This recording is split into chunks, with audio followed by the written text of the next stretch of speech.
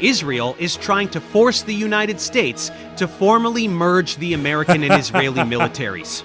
Did you hear what I just said? You're so shagged. It's like, what was this? We saw this with the crystal ball thing. It's like integrating and tightening coordination when it comes to missile defense. Like, this is them.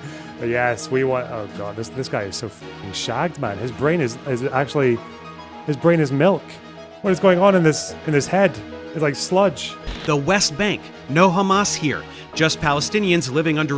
Where's the martyr's oasis? Save me, Hamas. Debunk him for me. Do my job. Are these all the West Bank ones? West Bank, West Bank, West Bank. West Bank, West Bank, West Bank. LonerBox.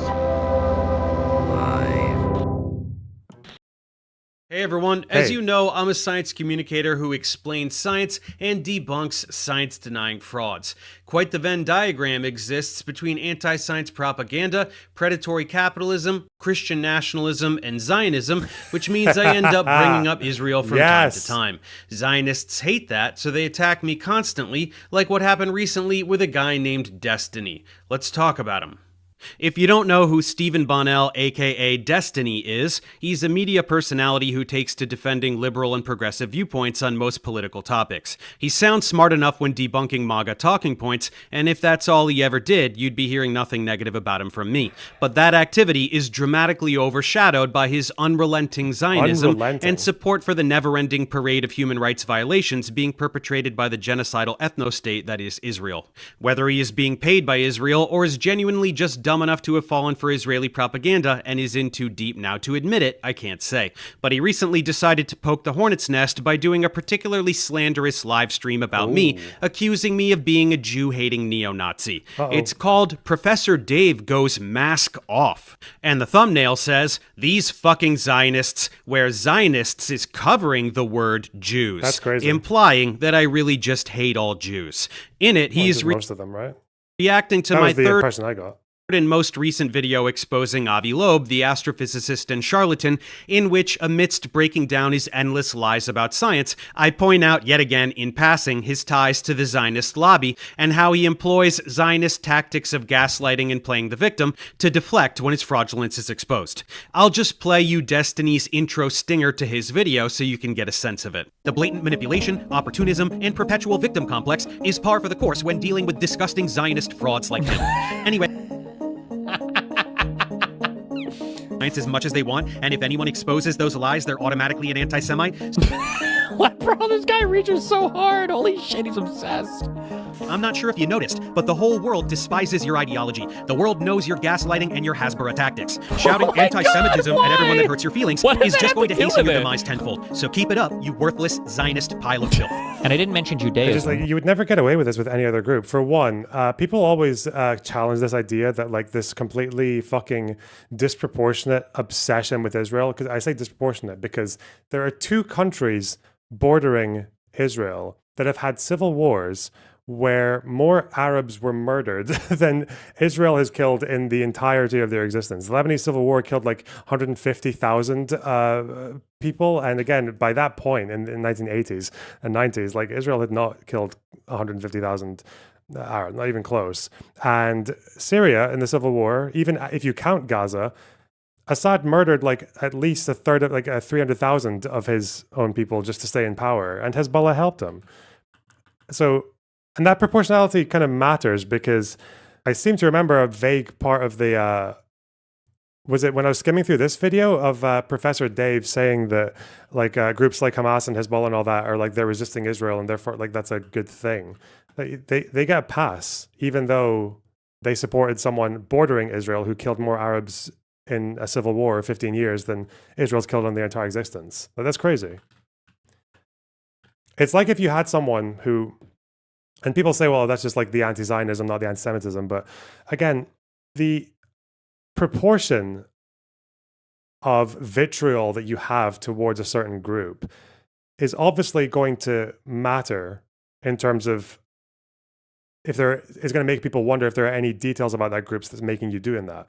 So if you have someone in the UK and one of their top 3 issues is grooming gangs, like all they talk about is fucking grooming gangs. They're obsessed. If they have an argument with someone that's got nothing to do with grooming gangs, they'll say, "Oh yeah, standard grooming gang behavior. That's just what the standard grooming gang gaslighting, standard grooming gang fucking takia, whatever." Like, you would never have someone like that and not assume that they were probably Islamophobic, right? Like, that'd be very difficult to do. So I just wonder how we get the same predicament where you get people who will steer out of, because this guy's like a science explainer, right? Like he debates flat earthers and shit. It's really difficult to imagine someone like that when the only time they'll come out and have this epic fucking vitriol for human rights abuses in the world or for humanitarian suffering in the world, but 99.9% of that ire is directed at Israel, when Israel literally is like neighbored with countries that have killed more Arabs than Israel has in their entire existence, or with the Axis of Resistance, or with the crimes that are going on in Sudan, or with Myanmar, or like with the way that China treats Muslims. When people have that level of proportionality, it makes you come back to that quote that's like, anti-Semitism is hating Jews more than is absolutely necessary, right? Like, obviously it's a bit tongue-in-cheek, but if you are Jewish, you're going to look at someone who behaves like that, and you are probably going to think, so why are we so special? Because it's not to do with numbers. It's not to do with the scale of suffering. Before October 7th, I think they'd recorded that it was the deadliest year in the West Bank for quite a while, and it was like 200 people had died in a year. And like, in terms of scale of human suffering and conflicts around the world, like, this was not, even after Gaza, it's not on the top of the list, even for its time, compared to like Yemen or Sudan or Syria. But all the attention goes to Israel, and all the ire goes to Israel, and you're just like, why? I said Zionism. Get a grip. Oh, it's just because America funds them. Oh well, that's okay. Well, shit, yeah. Oh, so you really only care because American tax dollars are going there? So you'll stop caring about it just as soon as the taxpayers' money stops? Well, that's morally logical. Okay. Like rhetoric right here, you know you don't. This is Nazism right here, right? Nazism. Deception and victimization are like the two key pillars of kind of neo-Nazi belief. It's the idea that Jews are secretly behind the scenes controlling everything to deceive you, and they deceive you about that control. And then the self-victimization is they constantly harp about the Holocaust. Oh my God, we get it. But the reason why they have to harp about the Holocaust is because they have to center their victimhood so that they have an infinite blank check basically to deceive you and to control society. Yes, that's exactly what I said. Because there's Sudan, you can't care about Israel. That's why I kept on talking about proportionality and attention being paid to it. Yeah, that's why, like, same with the same person who spends 99% of their time in UK politics talking about grooming gangs. I'm sure their response to me is like, yeah, just because Jimmy Savile was a thing, that means we can't care about the grooming gangs. Yeah, you're a fucking idiot. I'm sorry. Like, there's nothing I can do to help you. You will always be dumb. You will die stupid. And it's not my fault. Kind of crazy to just, but whatever. Yes, he is literally calling me a Nazi. Deconstructing this farce will come at the end of this video, but we have a lot of context to set up and information to get through first. Honestly, so many people have asked me to make a video formally summarizing... I mean, two guide. Okay, one more for the boys. Nobody defends what's happening in Sudan and Yemen. People like you actually defend Israel. For one, people do actually defend part of what you were mentioning there. People do defend the Houthis. People praise and celebrate the Houthis more than I've ever praised or celebrated Israel, even though the Houthis, according to fucking everyone who matters, contributed to that famine. They contributed to it. They fucked the UN by kidnapping their aid workers and misappropriating so much aid that the UN just said, yeah, there's not even any point in us sending aid anymore. We're just going to have to, like, I'm sorry, what can we do? We can't get it to the people who need it. We're going to have to stop, even when it was allowed in. Fuck me. My stance on Israel, and this was an excuse to do it, while also highlighting what a douche this guy is. Beyond his nauseating defense of Israel, he also has some really bizarre skeletons in his closet that I was able to come across. Hornet's nest, remember? But we will get back to him in due time. For years now, but this time I'm actually going to start. Cope. Are there one or two books you would recommend for someone getting into IP history? Thanks for the $20. I really appreciate that. It's really kind of you. Damn. If you're going to talk about, depends on which period. If you want an overall, I would say 2 books are quite good for your both sides. One is Benny Morris's Righteous Victims. The other one is Khaledi's 100 Years War in Palestine. Those are probably the best holistic ones from each respective side. Now, many of you are aware that this is not the first time I've been harassed and slandered by Zionists, not by a long shot. Right after the genocide began, for several months I was spending way too much time on Twitter, relentlessly combating Zionist propaganda being disseminated by hordes of paid influencers whose job it was to brainwash the masses and manufacture consent for genocide. You've never seen propaganda anywhere in your life like what was being vomited up at that time. A fabrication of 40 beheaded babies, which Joe Biden himself publicly claimed to have seen photographic evidence of, only to later walk back and admit that no such evidence exists, since it's not a thing that happened.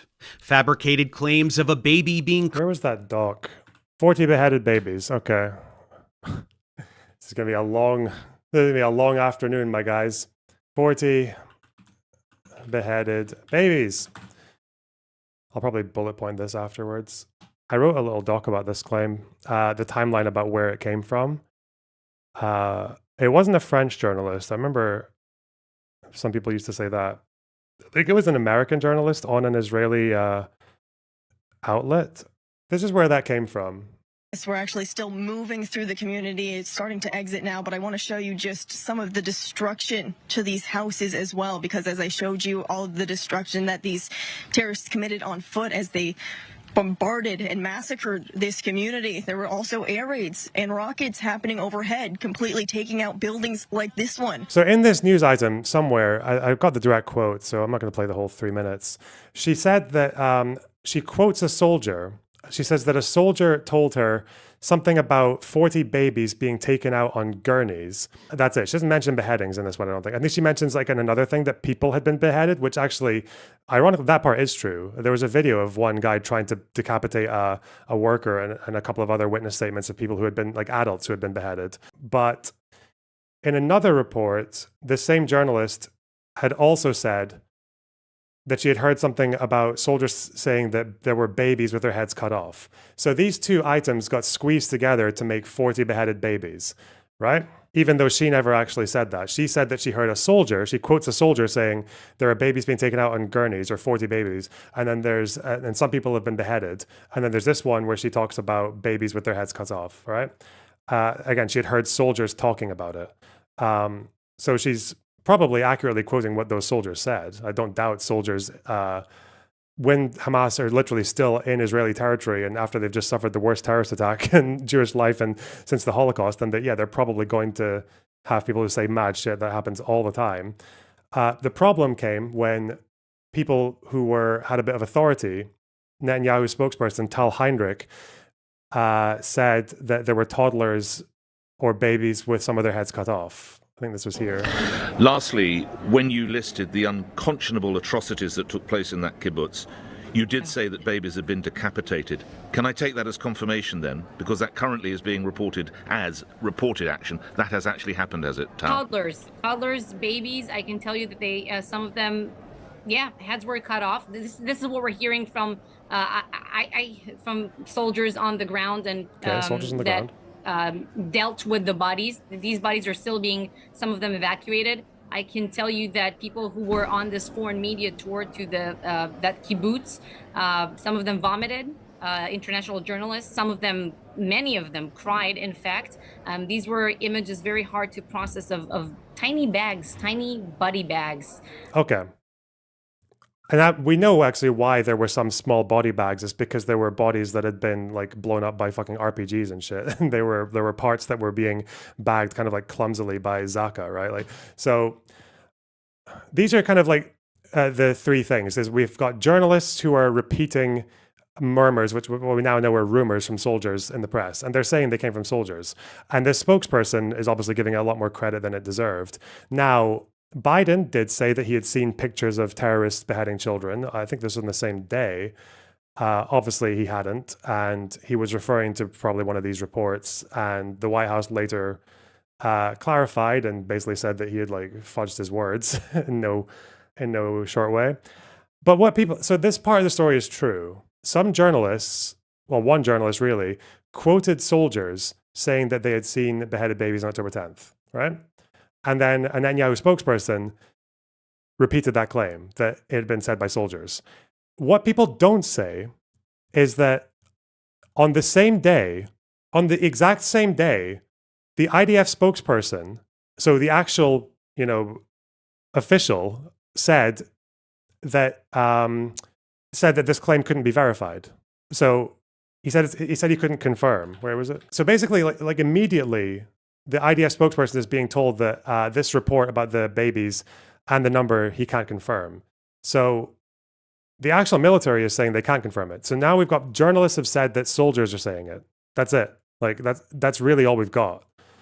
And then on October 12th, so 48 hours after that journalist said what she had heard from soldiers, the government from an Israeli official said that they cannot confirm babies were beheaded. This is the claim that people are trying to argue was spread around the world aggressively by the IDF and by the Israeli government to manufacture consent for a genocide. No, it came from a journalist, and within 48 hours, the IDF and the Israeli government are saying, yeah, we can't verify that. We're not claiming that. But that second half of that story never really gets mentioned for some reason. Cooked in an oven. Endless claims of rape when in fact it is Israel that Oh my fucking God. It's going to take so long. So why are Israelis repeating it to this day? How often are Israelis repeating it? How often are they doing that? Same thing about the claim about babies being thrown in ovens, because that came from a particularly colorful character in Zaka. That's where it came from. Again, the problem is that a Zaka official refuted that as well. A senior official from Zaka would be senior official. Yeah. Several stories. This is about referring to the pregnant women being stabbed and the babies in ovens. A senior Zaka official also said that the incident didn't occur. So really what we have here is that probably one or two soldiers told a journalist something, and journalists are allowed to report what soldiers are telling them. The government and the IDF already refute it and say it's not been confirmed a couple of days later or within 2 days. And the same thing here. One guy from Zaka spread a whole bunch of fucking weird stories about babies in ovens or babies in bins or whatever, and pregnant stabbed women. And senior official from Zaka said no, they refuted it. So in both cases, the senior officials are refuting these claims. That's why ever since this period of like October 10th, 11th, 12th, the 99.9% of people who talk about 40 beheaded babies are people who are anti-Israel, right? You understand that. So, what can you do? Big surprise in unprecedented terror attacks where there's a lot of bloodshed and a lot of killing and a lot of trauma. Yeah, some people are going to say things that are quite wild. Yeah. After checking with the IDF, he's even proving it. Even the IDF didn't sign off on these claims, but they'd always try to, every single thing that like one Israeli does and says to the press, it's seen as this is like the Israeli state that's doing it. This is the entire country. This is the Zionist entire fucking body that's doing these claims. When that's just not what happened. Officials were very, very quick to say that these claims did not have merit. Claims of a baby being cooked in an oven. Endless claims of rape when in fact it is Israel that systematically rapes Palestinian prisoners in the most brutal manner imaginable. A behind-the-scenes clip of a Lebanese short film used... Hang on. I'm going to be here all day, am I? I'm going to be here all day. I'll hyperlink later. This claim was stitched together from two separate on Israeli media, was quoting anonymous soldiers. Within 48 hours, it had already been refuted by the IDF and Israeli government officials. Okay. Babies in ovens. Of 40 beheaded babies, which Joe Biden himself publicly claimed to have seen photographic evidence of, only to later walk back and admit that no such evidence exists, since it's not a thing that happened. Okay. This is interesting because it's already in his clip. I don't think I want to do the whole react like this. It's going to take way too long. Dave's own video shows a fact check stating that this claim was refuted by an Israeli journalist after they checked with the IDF. Also worth noting that refuted by a senior Zaka official. Okay. Let's go. Claims of a baby. Thank you so much for the $20 though. I really appreciate that. Wow. Pisco might think it's credible. He'll think this video is credible? There's no way. Boof Clouds, thanks for the Zio dono. I really appreciate that. God damn. And Weirwood Chronicler, thanks for the $5. Dave, allow me to poison the wealthy the entire video before I insult Destiny. Maybe he should be propagandist, Dave. Ooh. Mark Tech, thanks for the $5.99. In my opinion, an off-the-cuff reaction will flow better. It's good to take notes for things you aren't sure on, but you know enough to respond mostly directly. No, I think this process is probably valuable. Because we've done so many of these where we just respond off the cuff. It might be good to actually show you just like how on the nose fucking retarded these claims are. Like individuals, Dave is acting as claimed by individuals, and describing them into an entire country, even when every single one of these claims were almost immediately refuted by the Israeli military government themselves. Okay, good. Being cooked in an oven. Endless claims of rape when in fact it is Israel that systematically rapes Palestinian prisoners in the most brutal. Okay, was it the Patton report that we're talking about here? 4 articles in 2 seconds. Thanks, Dave. Yep. It's the one about the Palestinian Authority that we're looking for here. Where is the one where they talk about the Palestinian Authority? Because they actually do specifically mention claim. Oh, it would have been prolonged forced nudity, right? That would be. Is this with the PA? Regarding the occupied Palestinian territory, the mission team visited Ramallah and the occupied West Bank to engage with the PA, Ministries of Foreign Affairs. Okay. The mission team also met with the Palestinian Independent Commission for Human Rights. Okay. Non-government. Okay. West Bank. Sexual violence received by the mandate, especially committed by security forces and settlers. Threats of, yeah, where is it that they mention actually specifically rape itself, given that this is the kind of thing that he's expecting for October 7th. Okay, here we are. Okay. Sexual harassment, threats, intimidation, threats. No instances of rape were reported. Palestinians, women's organizations consistently stressed that in addition to intimidations, insecurity, the high level of stigmatization, conservative cultural norms, and the power imbalances in the context of occupation impedes reporting of sexual violence. Of prisoners in the most brutal way possible. I'm not sure what Dave is comparing this to. Let me see. It remains the case that in conflict seems to feature sexual violence significantly less than in other conflicts, e.g. Rwanda, Yugoslavia, or even Syria and Lebanon. Mission into the West Bank. While it find evidence, female prisoners used several horrible ways. Reported apply same standard to rapes on October 7th. He would be demanding video evidence of each singular incident. Okay. Let's see. UN mission. Boom. Let's go. Brutal manner imaginable. A behind-the-scenes clip of a Lebanese short film used to claim that Palestinians were faking the war crimes against them. These are posted by, what is it, Twitter accounts? Okay. Yielding the birth of the disgusting term Pallywood.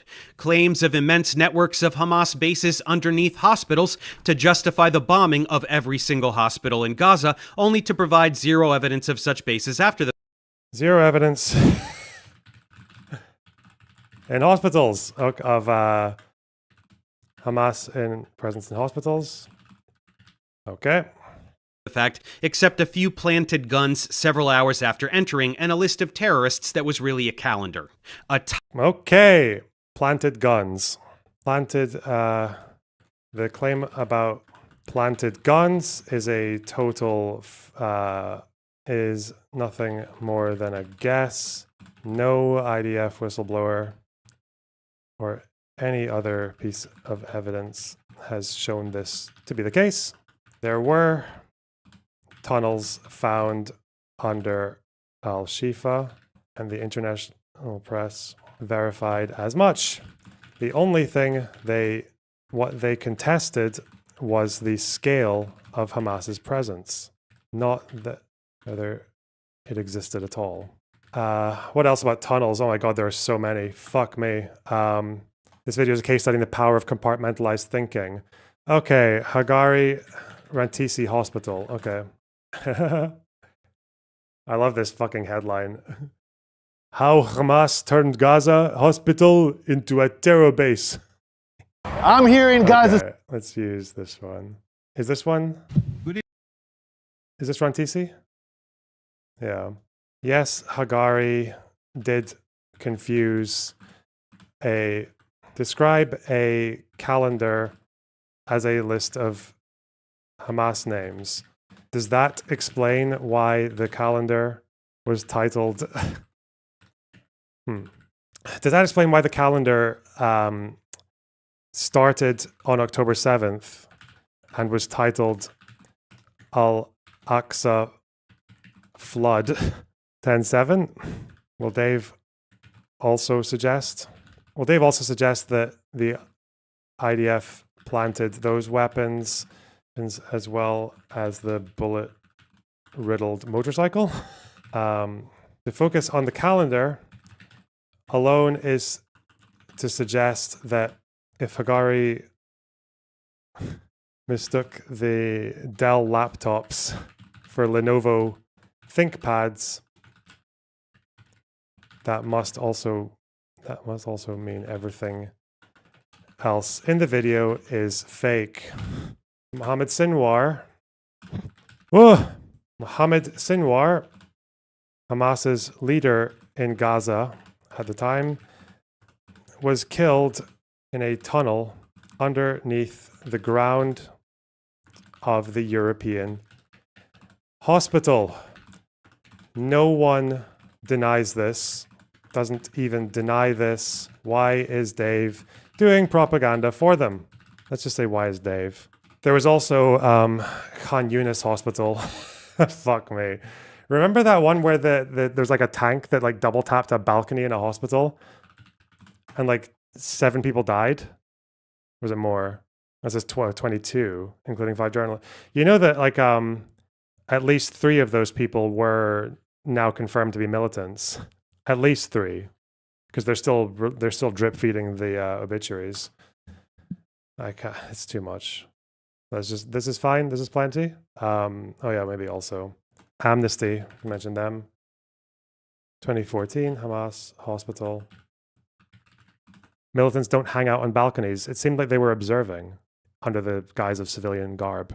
Shifa, even Amnesty International have admitted for decades had co-opted, disused clinics in Al-Shifa to torture prisoners.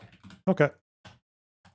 Guns several hours after entering, and a list of terrorists that was really a calendar. A tidal wave of lies in the form of social media activity that was viewed by many millions of people. Endless dehumanizing rhetoric to garner support from the West for a totally pre-planned campaign of ethnic cleansing and land theft.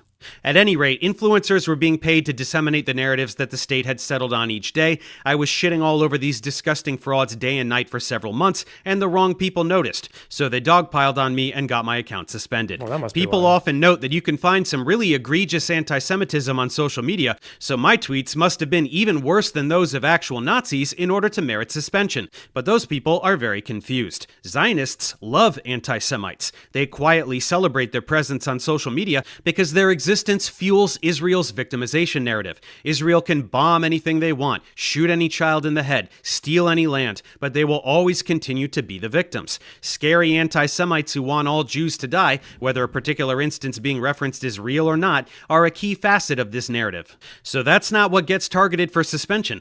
What gets targeted is anyone who is effectively combating and exposing the state-sponsored Hasbara narratives, which I was doing with a passion. I don't really need to go into his Twitter account to find out if he was banned for debunking You know, like the Twitter right now is literally like the fucking Fourth Reich. Like so many different fucking Nazis, and actually, well, even people who are not Nazis, even just people who are insanely pro-Palestine or pro-Hamas or pro-Hezbollah, they're on Twitter all the fucking time. You really want us to believe that you were banned for debunking? You're such a what a hack. Like, there's no way.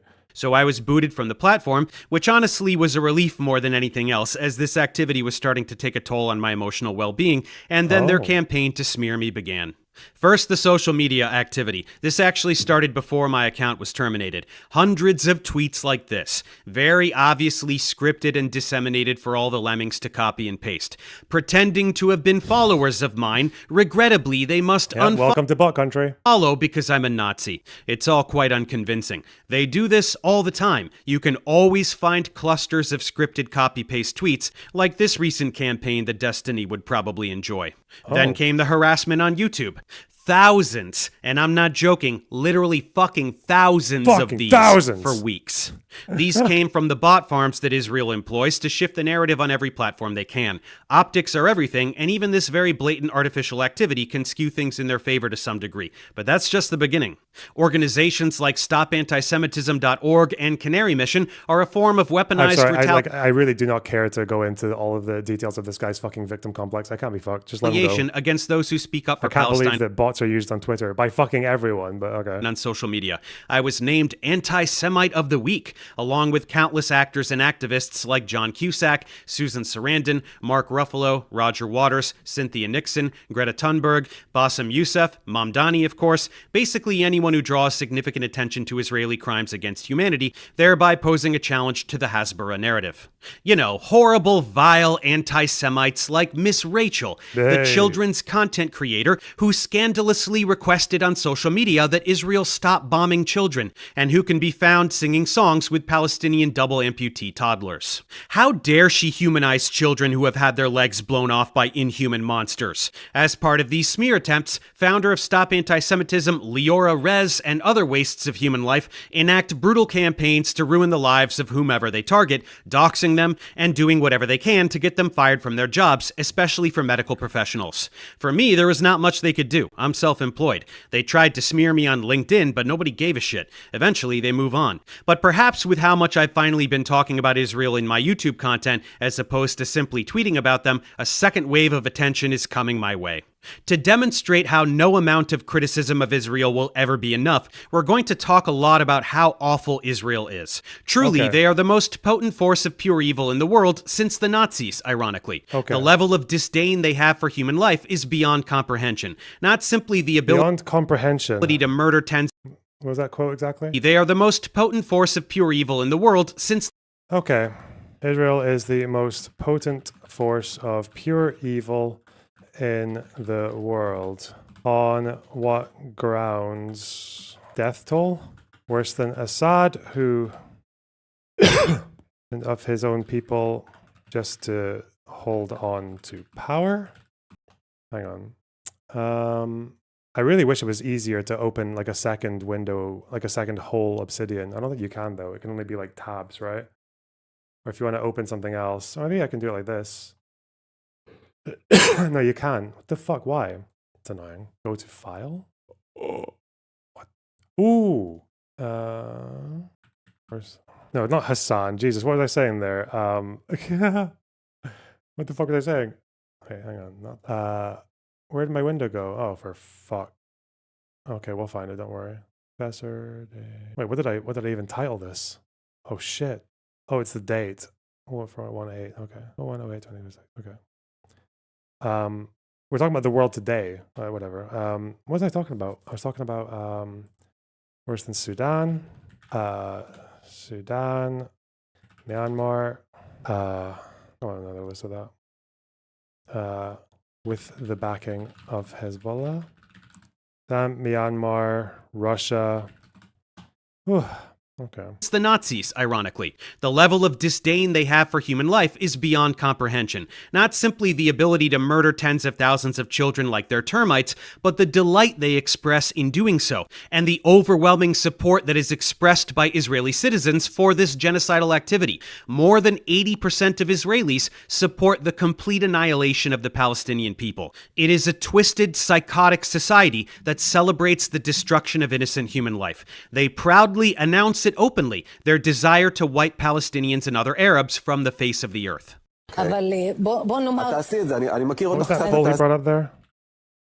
More than 80% of Israelis support the complete annihilation of the Palestinians. Is this from that one where they... Okay, let's see. Complete annihilation.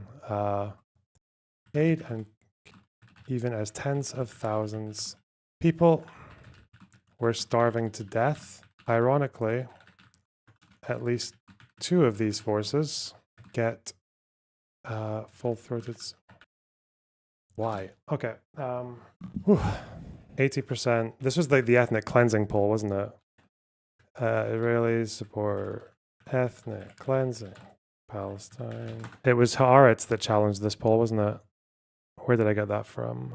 Haaretz poll, 82%. It's wrong. There was a Haaretz article speaking about this.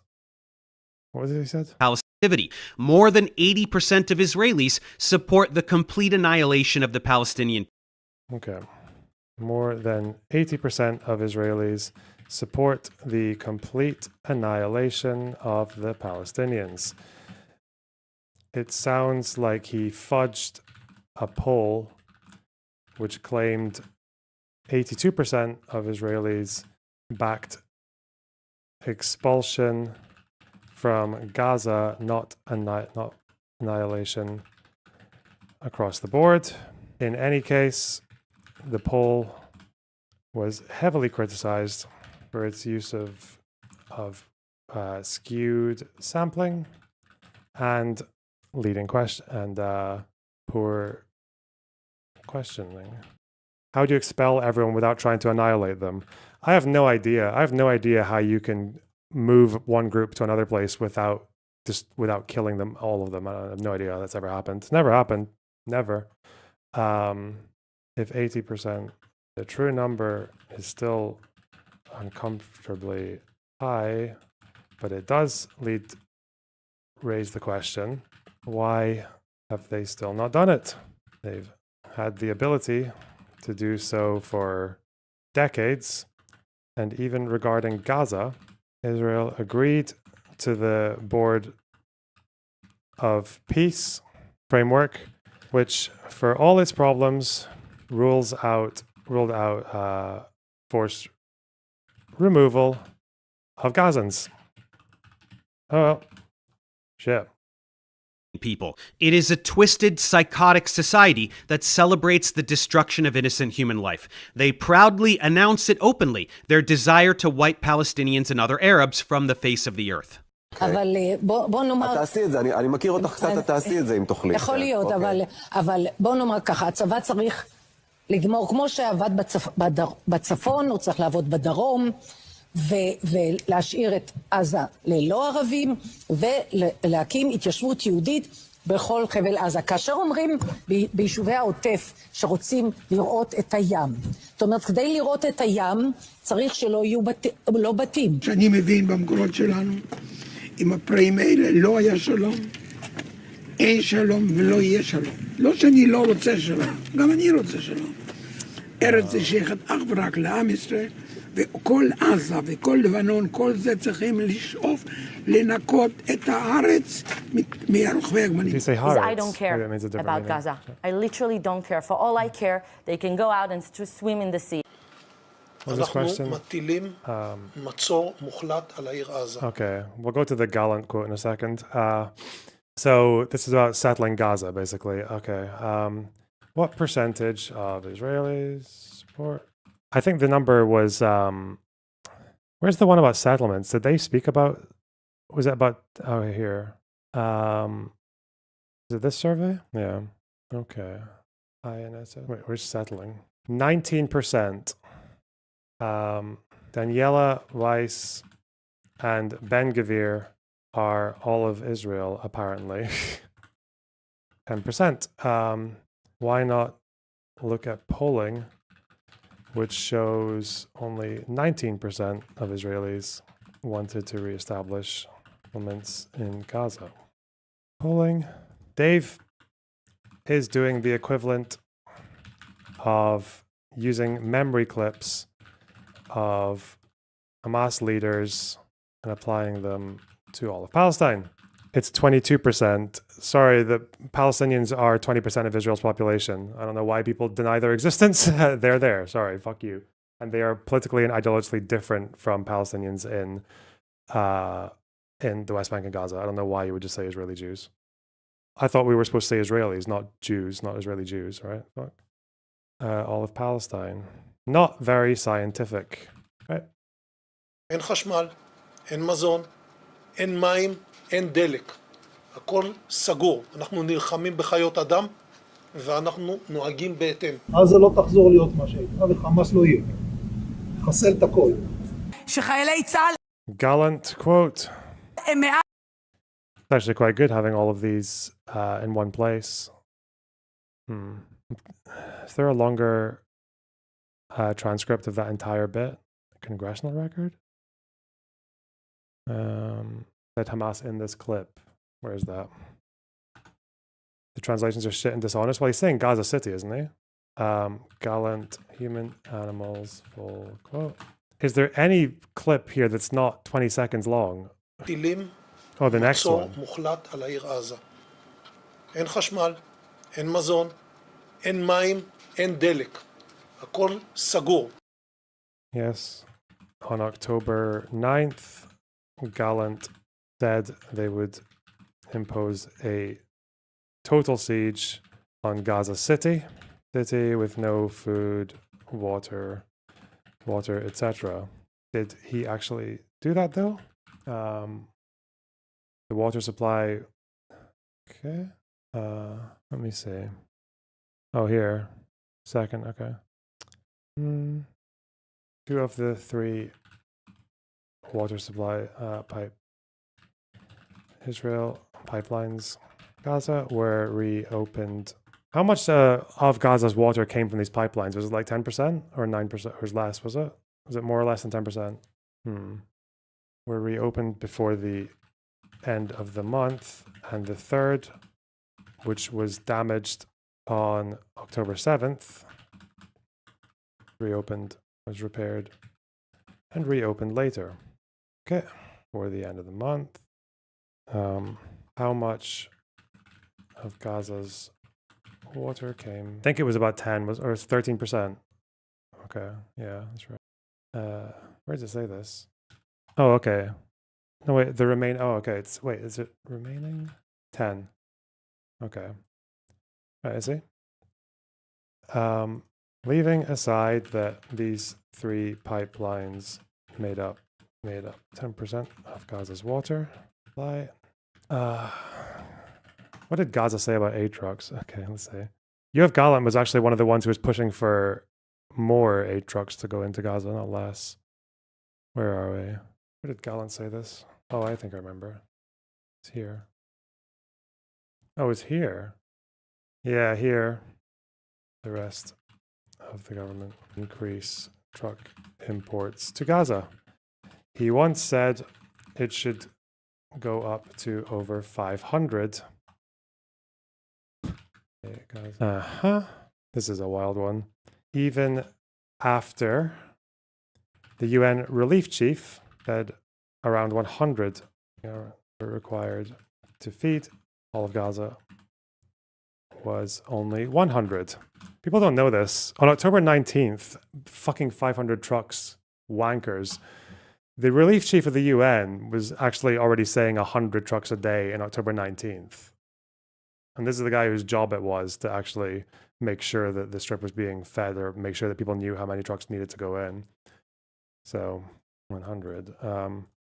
This is probably one of the reasons Gallant was dropped by Netanyahu. אנחנו נלחמים בחיות אדם ואנחנו נוהגים בהתאם. עזה לא תחזור להיות מה שהייתה וחמאס לא יהיה. חסל את הכל. Wait, did he say Hamas there? What's in this clip here? Was that him saying Hamas? הכל סגור, אנחנו נלחמים בחיות אדם ואנחנו נוהגים בהתאם. עזה לא תחזור להיות מה שהייתה וחמאס לא יהיה. חסל את הכל. שחיילי צה"ל תחזור להיות מה שהייתה וחמאס לא יהיה. חסל את הכל. The translation is him saying that Hamas won't remain. In the second quote, there's no way. That's Seth saying that. Interesting. He said Hamas between the translated lines. So what's the full quote then? Do I have a Hebrewoid in my waiting room? This is 38 seconds. עזה לא תחזור להיות מה שהייתה וחמאס לא יהיה. חסל את הכל. ייקח זמן. לא ייקח יום ולא ייקח שבוע. ייקח שבועות ואולי חודשים. אנחנו נגיע לכל המקומות. What do you mean it's Seth saying that? I thought people made fun of your like Hebrew skills. לא יהיה מצב שאת האחים שלנו, את הילדים שלנו, את ההורים שלנו יצפו כאילו אנחנו נמצאים במצב של מדינה ואנחנו לא נגיע. אז אנחנו מבינים שחמאס רצה לשנות את המצב. זה ישתנה. עוד 180 מעלות בחזרה, הם יצטערו על הרגע הזה. יצטערו. In the second quote, you don't even need Hebrew speaker to hear that he's saying Hamas. Hamas won't be here. So wait. So what? It's just so they just left a gap. So you're saying Gaza won't return to what it was before. Hamas won't be here. The TikToker who added this subtitle just forgot to add the sentence in between where he says Hamas won't be here. Here. The full context, the longer clip. In the longer clip, he specifies Hamas again. שחיילי צה"ל הם מעל הוויכוח הזה, ואי אפשר להאשים אותם. מה שנעשה בעזה, חבל שלא נעשה גרוע יותר. אין בלתי מעורבים. כל מי שיעמוד בפניו וירצה לחבל במדינת ישראל, כולל אם הם ישלחו ילדים, ישתמשו בילדים, יצטרכו גם להרוג אותם כי אין ברירה.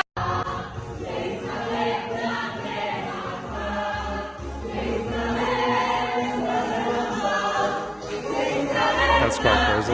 That's what they're saying. Jesus. Have you seen enough? No, I don't think you have. Israeli lawmaker Yitzhak Kreuzer says there are no innocent children in the West Bank, defending the bloodthirsty behavior of settlers that murder helpless Palestinians and steal their homes on a regular basis with total impunity. The West Bank, no Hamas here. Do we have to fact check this one? Let me see. I don't doubt an Israeli MP would have said this, especially if he's a Ben Gvir or Smotrich guy. There's no innocent children. Is it this one? Yeah, Yenny's Fact News. I don't even know what this news outlet is. Okay. No innocent civilians, no children in Jenin defending a strike that killed a Palestinian family. Okay. AM for Knesset member. Lawmaker, no children in Jenin was said. This quote appears accurate. Dave is once again lumping in an Israeli government official with randoms on TikTok and MK from a party that gets well under 10% of the vote. You would never accept. Let me see. What's like the craziest anti-Semitic quote you can get from Memory TV from Palestine? Or like fucking Farfor. Oh, that's the fucking. What about this? Is desert had made ولا تجديد له. put in. Let's see what we have here.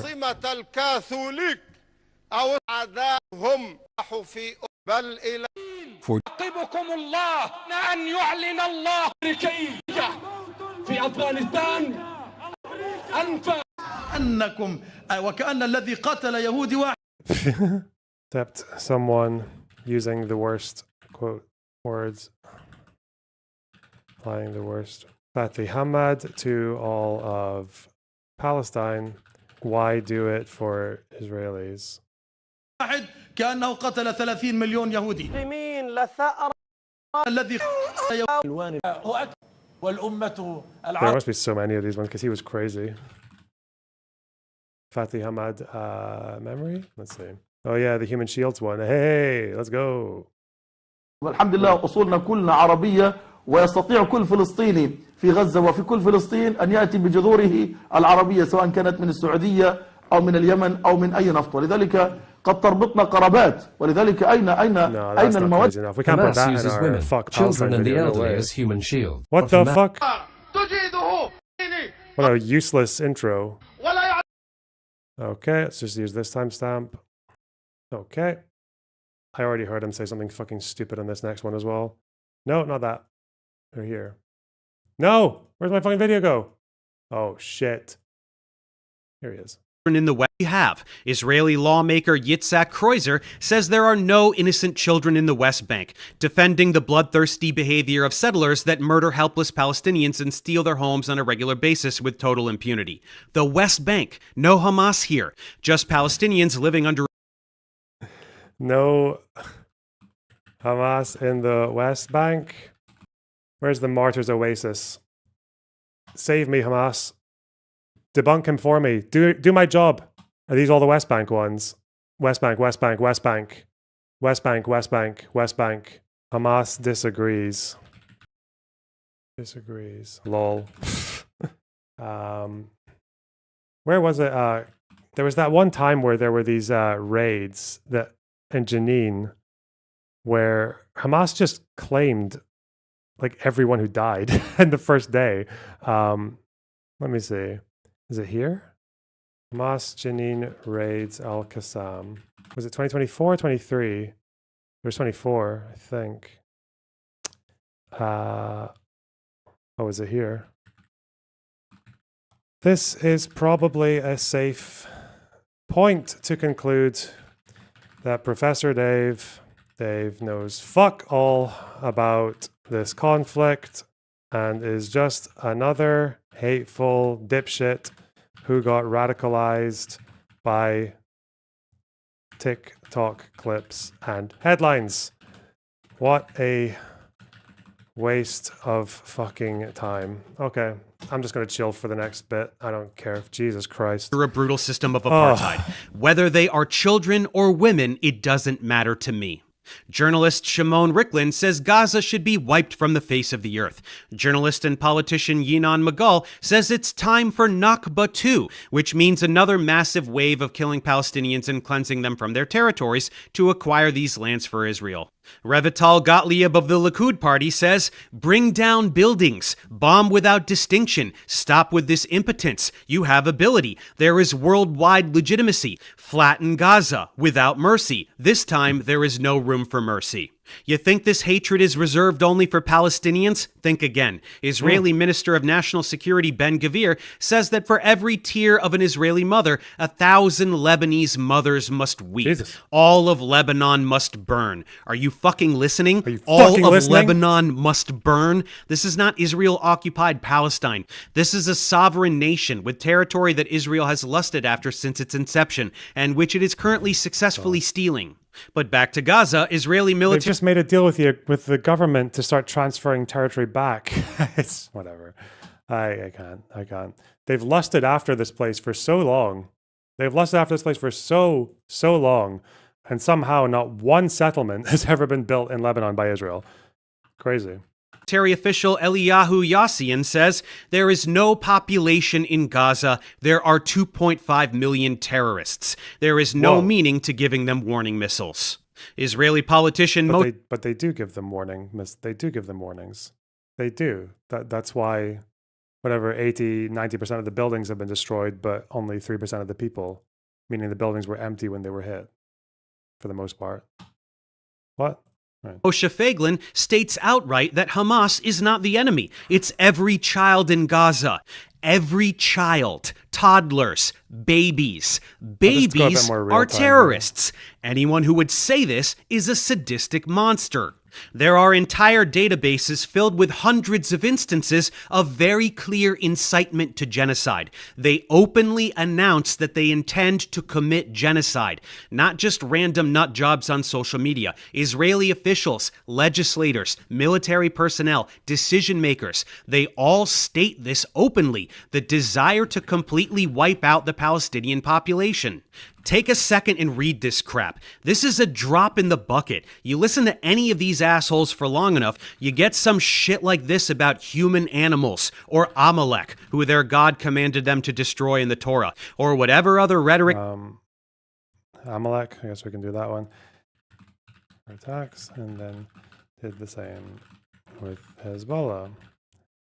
How, for 18 years, how many settlements were built in Lebanon? 0. Okay. Amalek.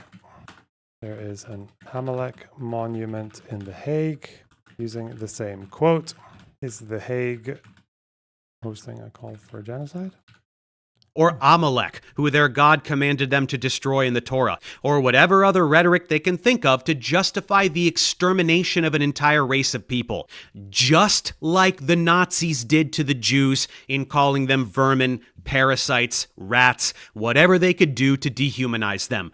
It's identical. It's identical. They proudly announce genocidal intent and then later deny the actualization of that intent when accused of the genocide they are committing, gaslighting the world with rhetoric about how the IOF is the most moral army in the world, rather than the reality that they are actual terrorists.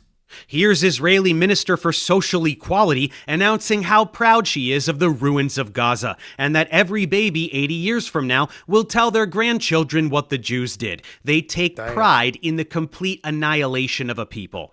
אני אישית גאה בהריסות של עזה, ושכל תינוק, גם עוד 80 שנה מהיום, יספר לנכדיו מה עשו היהודים. And you don't have to take the word of officials. You can ask the soldiers themselves. They proudly brag about children they've killed. Just more memory TV, just more reverse memory slop, okay? Oh, fuck. Looking for babies, but there is no babies left. What babies? Say that again. Say it again. No, maybe I kill a girl, she was 12, but I'm looking for a baby. Do you like Palestinian children? Yes. Does it make you feel good when you bomb a hospital? What the fuck are these videos, dude? You guys, oh my children in Lebanon, is that okay? Yeah, this is okay because in Hamas. What about the children, the babies? The babies is good too. Really, in Lebanon? Yes, in Lebanon, in Gaza, in Iran. Really? It's okay to babies in Iran? Am I being autistic, or does it sound like that, like those guys laughing in the background? That sounds like they were fucking trolling, but I don't know. Yes, yes. It wouldn't surprise me if there were soldiers who actually sincerely believed that, but yeah. In Gaza? Yes. And in Lebanon? Yes. You really believe that? Yes. Really? Have you ever killed any Palestinians? I. Have you ever killed any Palestinian children? I. How many? I don't know. You don't keep track? No, but I.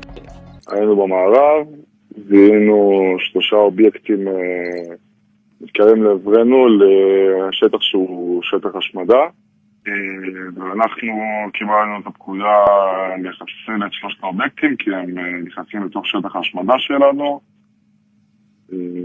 חיסלנו אותם עם מג ונגר, 2 נשקים, ולאחר מכן התברר שזה היה Can you find me an example of soldiers who don't think that killing fucking toddlers is awesome?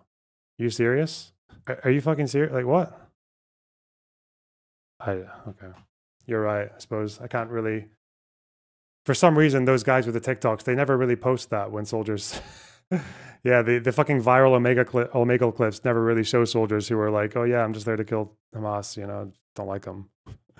Fuck me. בין 10 ל-12 והאימא שלהם, ואנחנו היינו צריכים לחסל אותם בסופו של דבר, הפעלת פקודות. זאת אומרת, הרגתי ילד. אפילו אני אומרת הצבא, לא אומרת... לחשוב על זה קשה. אותו זמן הייתי חושבת על זה מלא ו... Where the fuck is he getting all of these clips from? I just wonder like what his research process is to gather these things. עכשיו רק צוחקים על זה. או שאפשר לצחוק. Like what the fuck is the context of this interview? חלק ממני. Who is this person? שיבן, זה לא יורד. מה לא יורד רותם? את לא מבינה, אני מנסה כבר עם סבון. מה לא יורד רותם? הדם מהידיים. יש לי דם על הידיים, אני לא יודעת מה לעשות. Of course, this is a drop in the bucket. Countless children in Gaza have been targeted and executed by snipers. There are so many accounts from both local and international doctors who received child after child with a single precise bullet wound to the head. Again, soldiers state out. Okay. This was from that organization, from that open letter with the 99 doctors who claimed that they were seeing this every single day. Let's see. I feel like people don't really mention, for one, that that most of these doctors came from a single organization. It was called PAMA, Palestinian American Medical something Association, was it? It initially was actually just one open letter. It was one from two people. And they kind of just like repeated the same open letter and just kept adding to it throughout the conflict. So they made this one and then repeated it again with 45 doctors and then with 99. These guys, Perlmutter and Sidwa, were there for a total of 2 weeks. This is April 5th. I think they wrote this letter. When did they leave? I think they left on April 8th. I think so. Yeah. Yeah, Perlmutter was there till April 8th. So on April 5th, they wrote this open letter. What's interesting about this first letter is they don't say that they saw people with sniper shots every single day. They mentioned two people, one shot in the head, one shot in the chest. Although Perlmutter was taking pictures of bullets at the time, for some reason, he didn't like show the bullets for these ones. But again, I don't really doubt that it happened. Why he says these shots definitely came from the best trained marksman in the world, I have no idea. He doesn't really say. And it was only after they arrived back in America, I think they both live in America, where they took that 2 number and turned it into 13. There's like a whole timeline here where he's challenged on this in an interview as well, the Feroz Sidwa guy. Because I'm thinking, like, if you're seeing, in any war zone, if you're seeing preteens who are getting killed with sniper rounds once a day, you're going to talk about that. You're going to talk, that's like the most important thing you're going to see. Perlmutter or Sidwa were not talking about that at all when they were here. They mentioned these 2, but they don't mention 13. And from the health ministry's numbers, there's no crazy number of deaths like in this hospital after April 5th. Like, and the more you look at the way that they push these claims, like it just gets less and less believable. So here, where was Perlmutter interviewed? Yeah, here.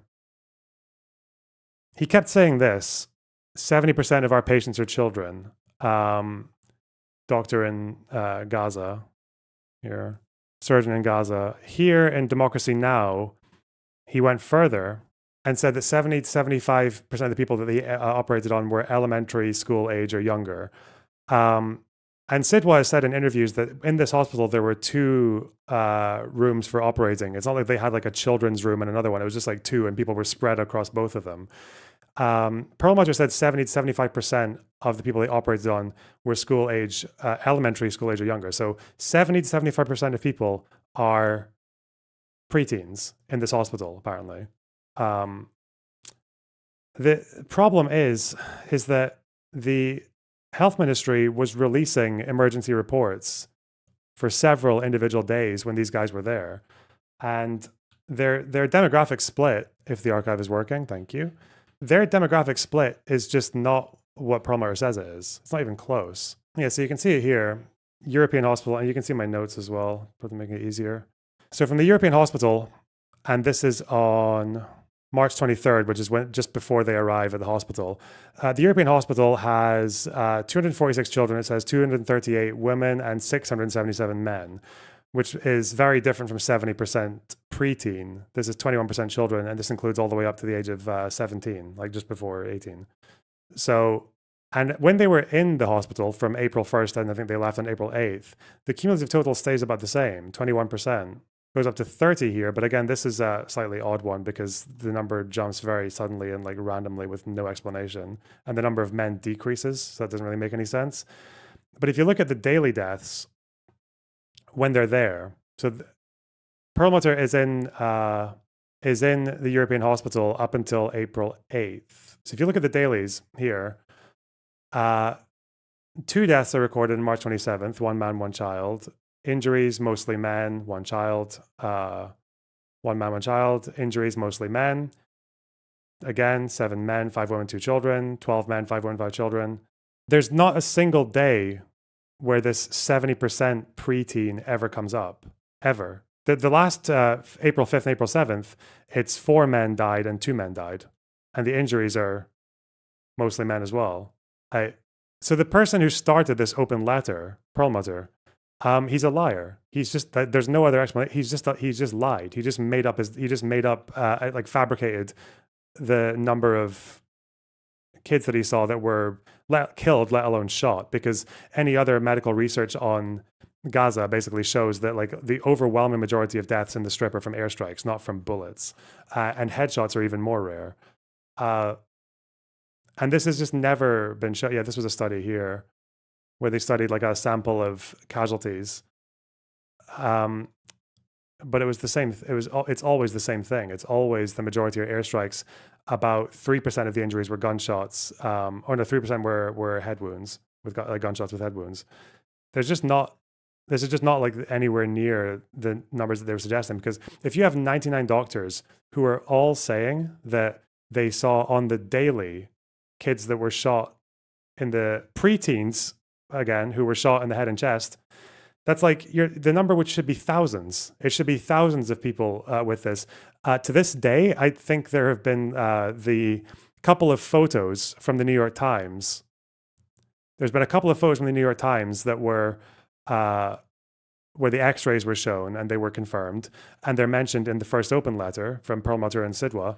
The rest of it is all just testimony from doctors who signed this letter. But the health ministry's numbers don't confirm it. They don't even show anything close to that. This is a story that just got completely, because again, the idea that there would be soldiers in the IDF who have gone and decided to shoot kids in the head, that bit is not unbelievable. That bit is easily believable, right? The question is whether or not this was any kind of like broad scale systematic targeting of children with sniper rifles, but that's just not been shown.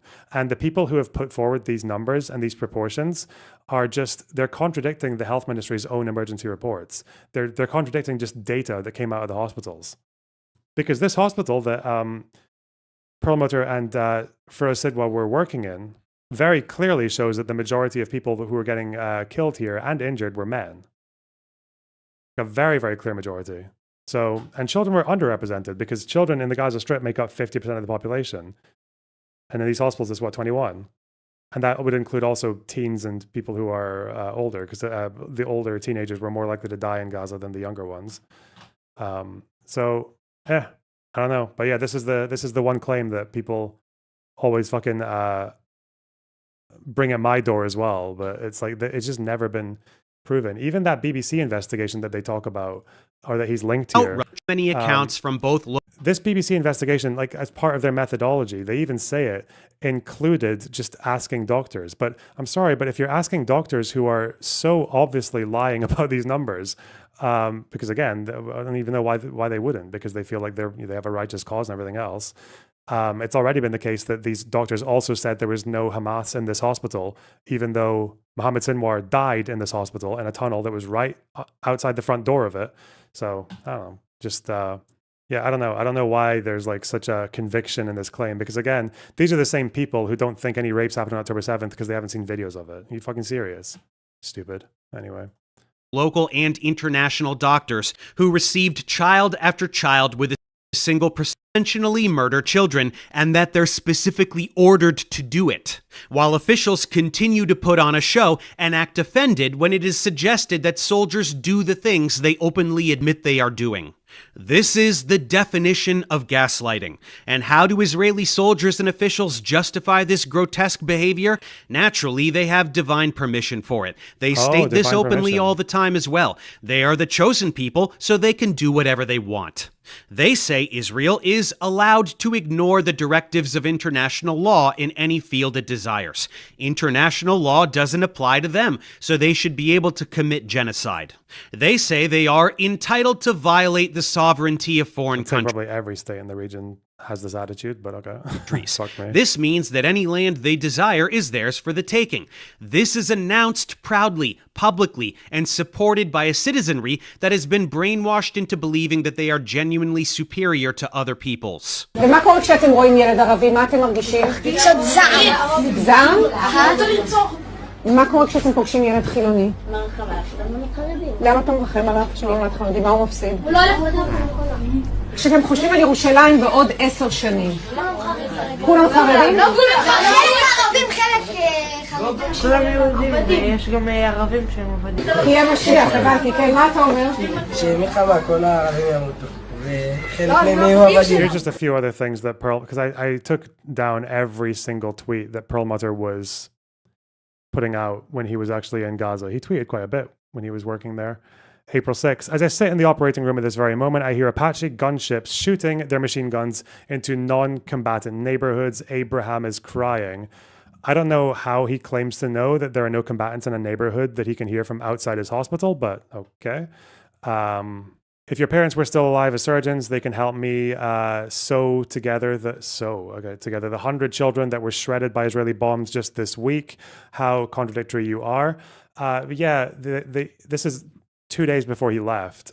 He's saying that, first of all, the health ministry data does not show 100 children in that period. It shows quite a bit less. But also bombs. I thought you were seeing people who were sniped every day. He doesn't say that though. The sniper thing, he doesn't mention it until he comes back. Here he gets quite specific with weapons.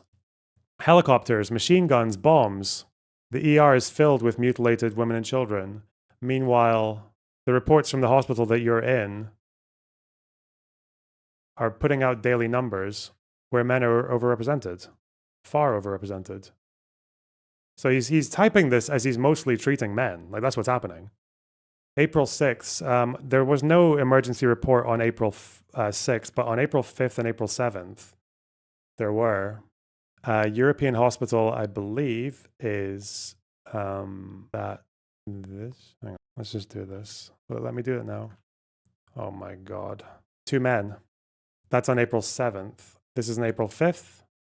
4 men. No women, no children. Do you understand? Do you see how I'm not crazy? I know that he's saying this. He's saying this as most of the people that he's treating, or almost all, or in some days all of them he's treating, are men. He's just lying. He's a fucking liar. I don't know what to tell you. It's obvious. It's such an obvious lie.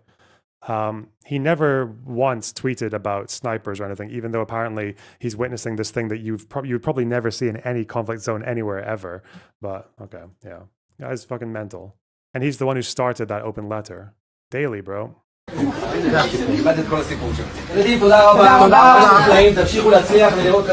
Arabs will be slaves. They are inferior. Babies are terrorists. This is Israel. This is not some fringe political group. This is the whole fucking country. This is how they justify the slaughtering of countless innocent people, a thing that has been going I've just shown on. you 10 clips from people who get fucking less than 10% of the vote. This is the whole fucking country. Yes. For almost science. 80 years now, but never with such ferocity as the past 2.5. And because the media will never show you these victims or describe their slaughter with accurate language, I will. This is who Israelis are talking about. Look at these people. Look at these children. That anyone could look at these children and call them terrorists that deserve to die is beyond comprehension. Israeli officials who carry out this activity are rotten to the core and beyond saving. They are twisted and evil. But any member of the global public that can listen to these politicians or their puppets on social media say these things and look at these children and remain resolute in supporting Israel is also a lost cause. Anyone who supports Israel is either completely brainwashed or a racist piece of shit. Oh my God. They bought into the brown people bad narrative that has been pushed in brown people bad. What? The country where most of the Jewish population is brown. That's crazy. That's fucking mental. Media and entertainment for decades in order to justify American imperialism in the Middle East. They fell for precisely the same dehumanizing rhetoric that led to the Holocaust. If you support Israel, you are a Nazi. Oh. There is no meaningful distinction between support for Israel today and support for Nazi Germany in the 1930s and 40s. Given the age we live in, the horror show that is this genocide can be viewed by anyone with the courage to see it. It is the first genocide in history that has been broadcast globally in real time on a daily basis. It is undeniable unless you deliberately look away. So-called liberal Zionists, which is an oxymoron, are in denial of this reality. Their everyday lives consist of endless mental gymnastics to avoid witnessing the carnage. Their social media feeds are filled with propaganda peddlers convincing them that none of it is real. Genocide isn't real. If you don't go and look at it yourself, then you can pretend it doesn't exist. Well, I'm going to show you to the best of my extremely limited ability what is happening. This video almost certainly will not be monetized. I am fully aware of that and I don't care. But I can't show you the true extent of the carnage, as that would violate YouTube's community guidelines, and my channel could get deactivated from a single violation of this nature. This means that while I can tell you about archivegenocide.com, and I can take select clips from there to place in this video, I can't show you the thousands upon thousands of videos of Palestinian children lying dead in a Video ditch. is monetized. It's so disgusting, man. Because, like, again, even if you do believe to an extent that, like, if Hamas are hiding all of their shit underneath civilian areas in Gaza and they're telling those civilians not to leave, even to the point where there are commanders who are just hiding in their civilian house, like in their regular home with their child, then sometimes, yeah, that commander is going to get subject to a proportionality assessment and that child will die with him. We know this has happened countless times. But even if you're taking that angle, or even if you understand that, like, sometimes buildings have been targeted and there's been no Hamas in there. There's been either bad intelligence, or there's been a guy at the fucking end of the decision chain who was rushing the decision and he was reckless, or there's maybe someone who's okay in the strike who's just actually out for blood. But the idea that someone just, like, grabs all of this stuff, all this footage, and just, like, fucking obnoxiously screams over it like they're doing anything useful, lying about how this is going to get their YouTube video demonetized, which it won't necessarily. I don't think, like, I'm pretty sure you can use add-ons to check if videos are monetized. Like, what's he hoping to accomplish out of this? It's minging. With their guts pouring out of their abdomens, of Gazan parents clutching the lifeless bodies of their progeny in their arms, crying out to their God with a despair that haunts me every time I look at my own children. And I certainly can't show you what was never even captured: the countless bodies instantly vaporized, the countless bodies still trapped under rubble that will never be recovered, the countless bodies with limbs zip-tied and shoved into remember, oh god, more claims. I can't be fucked filling out that thing. Vaporized and too many bodies under the rubble to ever get counted ever. First of all, you can't just, even if you can vaporize a body and completely get rid of all of the identifiable matter from the face of the earth, even if you can vaporize a body, the health ministry uses family reports as well. So they're still going to count you even if they can't find your body. Second of all, people under the rubble, this claim came from, not from the health ministry, but from the government media office. The same media office that was grossly inflating the number of women and children who were dying, and to the point that it was in 2024 where the health ministry actually stopped using their data. They're the same people who said that there's actually 10,000 people under the rubble. Those are the same people. The number of people actually under the rubble was less than 1,000, it turned out, when Hamas actually, or when the government actually had the time to go and find the bodies, or to report the people who were missing long enough to make it, like, obvious where they died. But the scientists, vaporize bodies. that will never be recovered. The countless bodies with limbs zip-tied and shoved into mass graves, with dirt bulldozed on top of them, often still alive, shrieking as they get their last glimpse of daylight. There is no way for me to physically illustrate for you the true extent of this genocide. And that brings us to the main point of this video. Oh, not this guy. Well, if we're going on to Destiny now, we can maybe... No, but it's not. It's still just... Okay, it's still just war claims. Let me see. Rubble. Oh, it's in the picture, so you can't control F it. Where is it where they say 11,000? Surely I can see that. Fatalities, food insecurity, nutrition. Where is it? They mentioned rubble here. Here? Oh shit. 1 second. Is it here? Wait, why is that not opening? What the fuck? Oh, this is a weird link. This is a dud. Oh, it is. February 4th. Okay. Apparently it's here. They didn't retroactively remove this because these are daily updates. That would be very, very, very sneaky of them. Am I fucking blind? Where the fuck does it talk about rubble? Oh, here. They say here, more than 10,000 people reported missing under the rubble. Source, Palestinian Civil Defense. That's on February 4th, okay? When you get to the 11th, it just disappears. Because again, the health ministry stopped using information from the other institutions in Gaza after they realized that they were just kind of speaking shit. Like that's what happened. From February 11th onwards, these OCA reports, they stopped using that. Probably because the health ministry stopped using it as well. Video. Dickheads like Destiny deny the fact that Israel is committing genocide. This is beyond comprehension. Any honest person with the courage to look can instantly see what has been going on in Gaza for nearly 3 years now. With the courage, yes. No one else has the courage to say, fuck Israel. It is objectively genocide. Anyone who wants to complain about how woefully unqualified I am to make that assessment, they can shut their dumb fuck faces because you don't have to take my word for it. Every single human rights organization in the entire world has labeled this a genocide. Let me play a short clip from Medhi Hasan since he will be able to get this point across quite succinctly. Gaza has been cut off from the world for almost 3 years and subjected to war crimes, ethnic cleansing, genocide. But if you say that, Israel and its supporters will accuse you of lying, of being anti-Semitic, of perpetrating a blood libel. So let me debunk this argument in less than 60 seconds by asking one very simple question. Start the clock. Do you believe Benjamin Netanyahu, Itamar Ben-Gvir and Bezalel Smotrich about what's been happening in Gaza, or do you believe the UN Independent Commission of Inquiry, the UN Special Committee, the UN High Commissioner for Human Rights, the UN High Commissioner for Refugees, the UN Special Rapporteur for the Occupied Palestinian Territories, 14 other UN Special Rapporteurs, the former UN Humanitarian Chief, UNICEF, Amnesty International, Human Rights Watch, Bet Salem, Gisha, Physicians for Human Rights Israel, Doctors Without Borders, Oxfam, Save the Children, Christian Aid, Action Aid, the NGO Air Wars, the NGO Action on Armed Violence, the International Association of Genocide Scholars, and its President Melanie O'Brien, the editor of the Journal of Genocide Research, Dirk Moses, the author of the book What is Genocide, Martin Shaw, the leading Israeli Holocaust scholars, Omar Bartov, Amos Goldberg, Daniel Blattman, Raz Siegel, Shmuel Lederman, the Norwegian Refugee Council, the Danish Refugee Council, Refugees International, the International Rescue... One day, if I ever had the time, you would do like a battle rap thing for all of these different organizations and to show how fucking mental some of them are.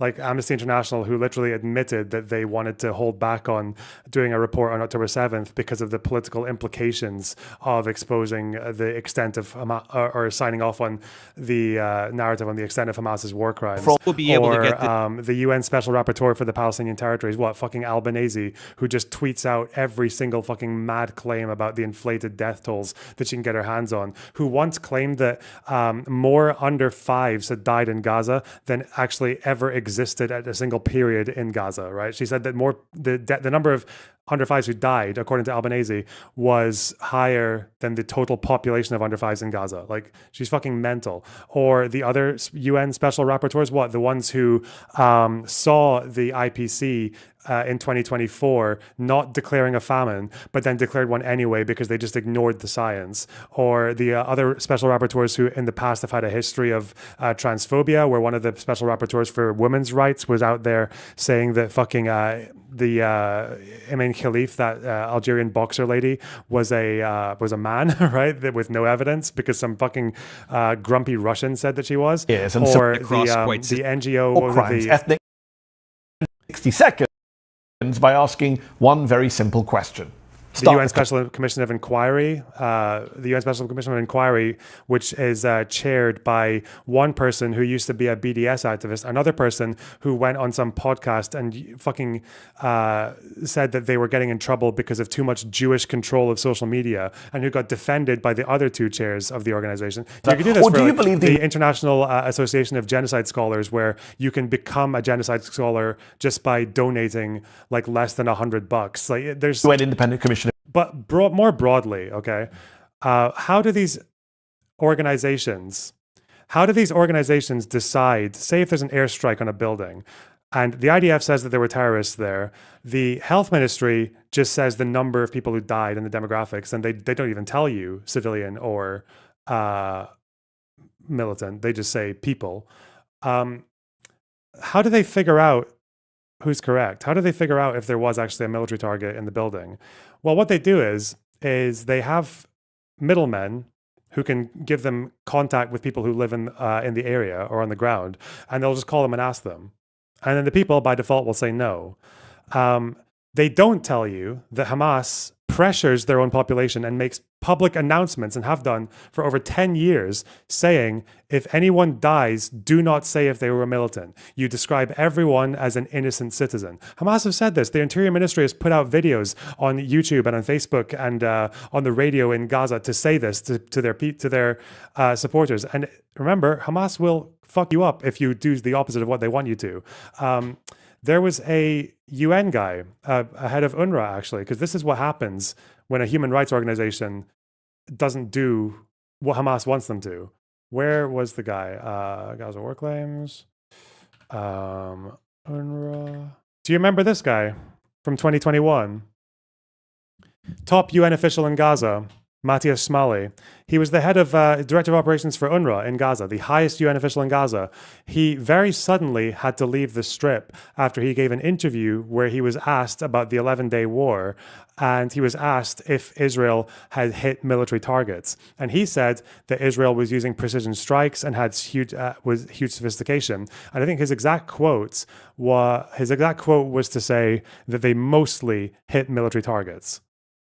But also, he spends the rest of the interview saying that this was one of the more brutal and more concentrated airstrikes that deeply impacted the civilian population.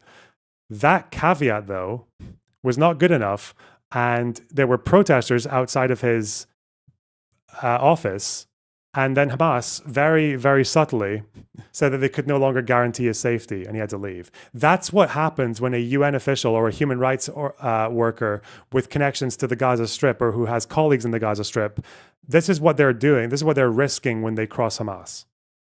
And you expect to get accurate information from these people on the ground?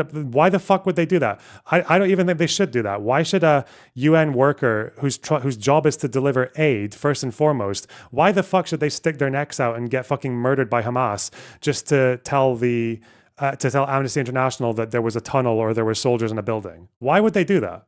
But none of these organizations, none of these fucking long list of battle rap fucking scholars and institutions that Medhi Hasan rattled off there they don't say that. They just don't say it. So the reality is, the only way that we ever get to know if a strike was legitimate or not, if there was a target in the building, is on the rare occasion that Hamas just admits it, or Islamic Jihad just admits it. That's the only time you ever know. So really, we are counting the dead all the time. Up until this present day, we count the dead on Hamas's terms. We count the absolute deaths based on the health ministry, which is controlled by Hamas. And if there are militant deaths, we don't take the IDF's word for it, because they're not going to share intelligence with the rest of the world. No army would do that. No military would do that. We can't go by the witnesses' statements, because they are literally openly intimidated by Hamas, just as UN officials are, and just as humanitarians are. You really only get to know when they admit it. And sometimes, and plenty of times they do. This is one that I've spent maybe like a couple of hours on. This list is actually now, it should be like 900 long with the amount of releases that they've done.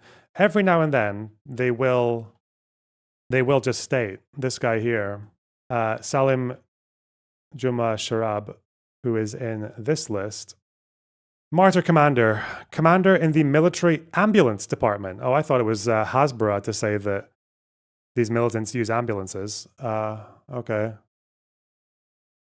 So that guy was, what was he? Commander, Khan Yunis Brigade. Okay. He was also a nurse. Ministry of Health. He was also a teacher. So, but we only know this because Islamic Jihad, for their own internal political reasons, decided to start publishing obituaries for their losses. If they hadn't, this guy would be a civilian, officially. Institute of Palestinian Studies, Ministry of Health, nurse. Done. There's no... And also, you will notice that even though Islamic Jihad have now said that this guy was one of their soldiers, this will never get updated again. This is never, ever going to say soldier. And none of the human rights organizations that might have said someone like this was a civilian will go back and revise their claim. They'll never do it because they never do. But Medhi Hasan is better at battle rap than I am, so what can you do? Of Inquiry, the UN Special Committee, the UN High Commissioner for Human Rights, the UN High Commissioner for Refugees, the UN Special Rapporteur for the Occupied Palestinian Territories, 14 other UN Special Rapporteurs, the former UN Humanitarian Chief, UNICEF, Amnesty International. What is National Rescue Does Mossad? Our government. Who do you think is lying? All of them? Or Benjamin Netanyahu? But Medhi, didn't you know that all of those organizations and all of those people are Hamas? The entire world hates Jews. It doesn't even need to be, again, it doesn't even need to be that they're Hamas. Their job is, first and foremost, to protect civilians and to deliver aid. That's their job, and they're doing their job. Stamina God of IP. Please keep researching and publishing, brother. Thanks for the dono. Appreciate it. Only Israel is generous. Telling the truth. Everyone else is a lying anti-Semite. Case closed. Anyway, more effective than just listing organizations, we can go through the specific details which demonstrate that this is objectively genocide. Let's start with the death toll. You'll see propaganda peddlers on social media cracking up about how it's the only genocide where the population actually increased. Disgusting. It's impossible to get a true count, but any official numbers you'll see that hover around 70,000 killed are so far off the mark, it's insane. And anyone really? Even after 8 months of the health ministry having the ability to use family reports to add to the death toll, they still haven't managed to find the extra 230,000 or whatever you're claiming it is? Claiming that these are fabricated Hamas numbers is brainwashed. An independent study in The Lancet estimated well over 180,000, half of which are children, and that was in July of 2024. Estimated based on what? They even say they just looked at 15 different wars that go back to the 1980s across 3 or 4 different continents and just said, well, you know, over in this conflict in Nigeria, this many excess deaths happen for every direct death, therefore we can just assume that's the same thing in Gaza.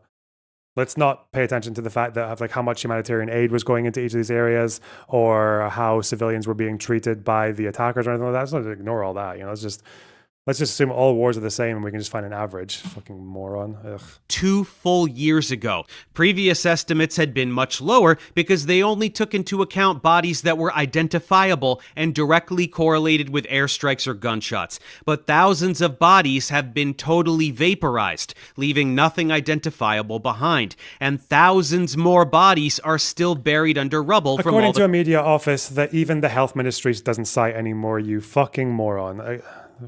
How would I guess maybe the TikTok videos don't show you that. Carpet bombing or in still undiscovered mass graves. Additionally, so many people have died from wounds, from general poor health, from starvation, from freezing to death because they sleep through the winter in paper-thin tents, from disease because there's near zero health. I've literally never even heard the health ministry claim that there's been any number of people freezing to death. What? Infrastructure, all of these are victims of genocide. They are deaths caused by the total and complete destruction of a territory and everything a society needs to survive. And Israel hasn't stopped bombing Gaza for a single day since July 2024, ceasefire or not, so the number is much higher now. Israel has murdered hundreds of thousands of Gazans, likely at least 20% of the Gazan population. Oh, okay. That's genocide. It is a maximization of casualties while still maintaining their strange how the health ministry has had 8 months to catch up on these numbers and they still don't do it. That's really strange. Version of plausible deniability. They also specifically targeted hundreds of journalists, well over 1,000 doctors, and other key personnel publicizing the genocide and keeping citizens safe. Yeah, remember these lists. These lists will include these people who were, and again, Islamic Jihad have only released commanders who have died. and it's close to 900 of them. A commander, as far as I know, depending on let's assuming they're like just a squad commander, even though obviously most, like not all of them are squad commanders. A squad commander is in charge of what, like 5, 6, 7 people? That's Islamic Jihad. They're the smaller group, and they haven't even done obituaries for their regular soldiers, just for the commanders. And already you're starting to see health workers, journalists, the founder and executive director of a youth center, journalist, a nurse, like journalist. So yeah, no shit, they're targeting journalists. Some of the at least some of those journalists are soldiers. But I guess, we don't know about the other ones because we have to just sit here like a bunch of fucking cucks and wait for Hamas to give us their full numbers. And if they do, if Hamas gives their full numbers, this is the really depressing part. If Hamas gives their full number and Islamic Jihad gives their full number, and if that number turns out to be almost even exactly the same as what the IDF are claiming, do you know what the human rights organizations will do? Nothing. They will do absolutely fucking nothing because they've never done it in the past. In Operation Cast Lead, the IDF claimed that 709 people had died who were militants out of, I think, between 12 and 1,400. So 1 to 1, pretty much. The Goldstone report accused Israel of targeting civilians by hitting police stations, right? Because they couldn't confirm, they claimed that they couldn't confirm that the police officers were intertwined with the military. We now know that they were. And after all these human rights reports come out and Israel gets condemned for targeting civilians as a matter of policy, well, Cast Lead was what, 2008? 2 years later, at the end of 2010, a Hamas official goes on an Arabic news outlet, does an interview with London-based Al Hayat, and he admits that Hamas lost between 600 and 700 militants. I think this also includes PIJ. The number was about the same as the IDF. The Goldstone report still stands. It's still there. It's still claiming that Israel was systematically targeting civilians. It's still claiming that the 25 or 30 police buildings that they struck were full of civilians, even though even Hamas is saying they weren't. And those reports, you can cite them as an academic and be fine. Like, that's how depressing it is. It's unbelievable. Unbelievable. So, I'm sorry, you cannot respond to me by saying, oh, so you think the human rights organizations are anti-Semitic. I'm just telling you to explain to me why they do this. Why did they not, well, first of all, why did they ignore the evidence in the first place? But why, even when Hamas admits that their numbers are the same as the IDF's, the human rights organizations don't go back and say, oh yeah, I fucked up. They just leave it and they move on. If you can't acknowledge why that's happening, then I don't need to engage with anyone saying that I'm just defaulting to calling them anti-Semitic. Like, you're the one who's not engaging with facts here, not me. Fucking hell. That's genocide. The continued use of white phosphorus and other illegal weapons as documented by Human Rights Watch and Amnesty International. They used white phosphorus in Lebanon. I don't know if they used it in Gaza this time. They used it in Cast Lead. But white phosphorus itself isn't illegal. It's illegal if you use it to on human targets, not if you use it as like a screen. I think they used it in Lebanon around the more rural areas, like near the border, but I don't know. That's genocide. Okay. It's very easy to get much more granular with it as well. Francesca Albanese of the UN Refugee Agency published a report way back in March of 2024 that outlined a determination of genocide, and she has continued to update that report ever since. It documents explicitly stated intent for genocide, the long list of violations of international law, systematic torture and sexual abuse of prisoners with no legitimate charge against them, a total erasure of culture, the stripping away of any sense of dignity for an entire people. Israel really hits every single point on the genocide checklist. For writing these reports and sharing these determinations with the UN, Francesca has faced a volume of harassment and threats to her personal safety that I can't even begin to imagine. And that's coming from someone who is harassed every day and receives threats sporadically. You heard Medhi's list, but let's expand a little. Human Rights Watch... Can't imagine what it's like to get harassed over your opinions on the Israel-Palestine conflict. That's fucking mad, dude. Where Albanese is one of those people who where is it? She repeated the Lancet study as an actual death toll, not an estimate based on a very strange methodology. Well, that's the Guardian opinion piece. Where is she here? No, where's the one where... is it here? Oh yeah, this is here. 20% of the population has already died. This was in 2024. Again, the health ministry has just never confirmed this. She also continued to say that 70% of the deaths were women and children long after the health ministry stopped doing it. Yeah, she's collecting this shit like it's... Yeah, she's just got like a cheat code for inflating the death toll. Infinite gold hack. Cited starvation as a weapon of war and the creation of conditions calculated to bring about the physical destruction of the Palestinian population. Doctors Without Borders cited the testimonies of doctors reporting that they routinely received children who have been shot in the head or chest by snipers, as we mentioned. UNICEF reported that essentially all of the million or so children remaining in Gaza need mental health and psychosocial support due to immeasurable trauma, especially the thousands who have lost limbs, usually amputated without anesthetic, and those who have lost their entire families. The International Association of Genocide Scholars stated that the legal definition is cleanly met, citing war crimes and crimes against... This is the one where you could like buy membership for less than $100. That's crazy. Humanity. Jewish Voice for Peace, Amnesty International, even several Israeli organizations. It's a long list of organizations, and the list of criteria that qualify this as genocide is never-ending. 90% of Gazans displaced, absolutely all farmland unusable, continuous blocking of humanitarian aid, starvation and life-threatening malnutrition, mass executions of healthcare and rescue workers. Israel is a club of genocide overachievers. If you deny the fact that Israel is committing genocide, you are no different from a climate change denier or an anti-vaxxer or a fucking flat earther. You are denying the very obvious reality that we live in. Did you hear that, Stephen? Then let's talk about the complete demolition of the entire territory. Israel wants people to believe that they're the most moral army in the world, taking every imaginable measure to protect innocent civilians, while exclusively targeting filthy Hamas terrorists with laser precision.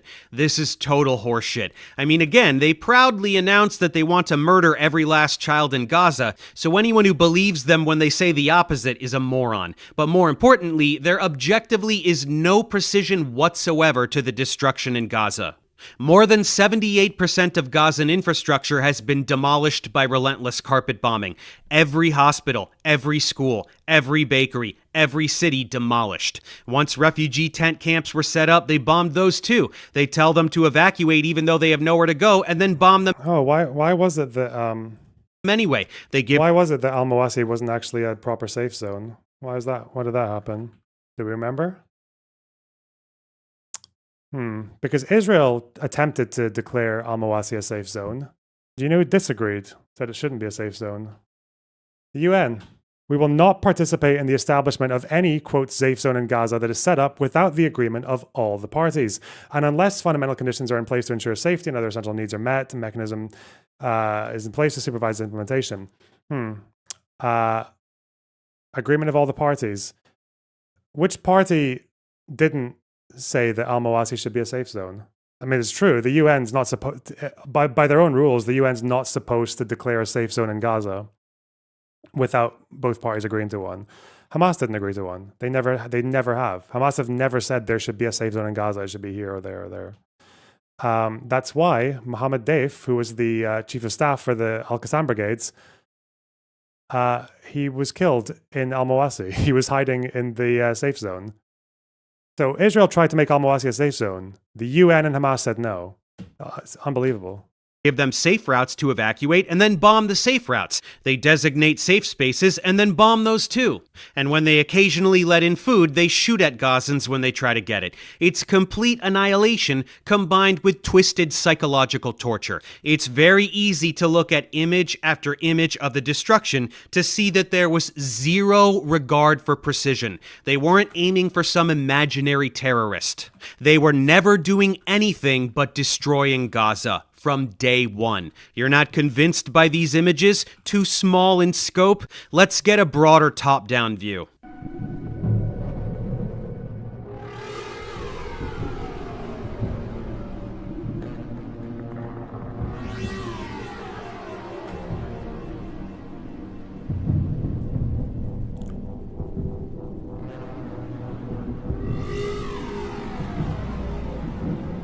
fucking music.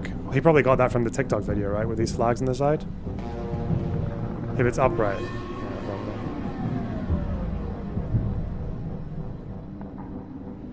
Presta atenção nessa cidade, ó. Uma cidade normal, né? Tá cheio de pessoas. Pretty insane. You would think that there was 750k people killed in the conflict, considering how these people describe it. Well, he does seem to think that, right? Wait, did Albanese ever actually go all the way with the? I wonder. Did she ever make the claim about under fives? I feel like she did. I just don't know if I took it down. What if I do it here? There's no way she published that she repeated the 700,000 claim, is there? I don't. Maybe she didn't. She did say that the Lancet one was like a current death toll, not a very, very loose estimate. Well, she did say this, though. She did actually say that this would be around 300 something thousand. 300 to 400,000 people were dead in 2024. Reading the health experts, the assault could end up exterminating almost the entire Gaza population over the next couple of years. The range of presumable direct and indirect deaths could be between 50 and 20% of the population already by the end of the year. She said this in 2024. I could look up Albanese 680,000. I could do that. 680,000? No. Unless it's like an infographic. I swear I saw her post that, but I can't remember. As avenidas cheias de construção. Eu vou mostrar para vocês como que isso daqui é uma foto de satélite de 2023. Agora, olha como é que ela tá agora. Cadê a cidade? Someone's got a thing. Cadê? No, wait. Cadê os prédios? I just found it. It's in the press briefing. It just came up in my Google search. It was a fucking video. Dude, this is fucking crazy. I'm sorry. Like, it's so insane. It's a painful honor to be here at such a critical moment for Gaza and for the Palestinians as a whole. For Gaza and for the Palestinians. This is the number of days of 710. This is the number of days of absolute horror that the people in Gaza have endured. She says how many? 65,000 is the number of Palestinians ascertained killed, including of which 75% are women. She's saying this in September 16th, 2025. The health ministry stopped saying 70% women and children in 2024 because it was relying on media office data, which was false. So that's already a bit of a and children.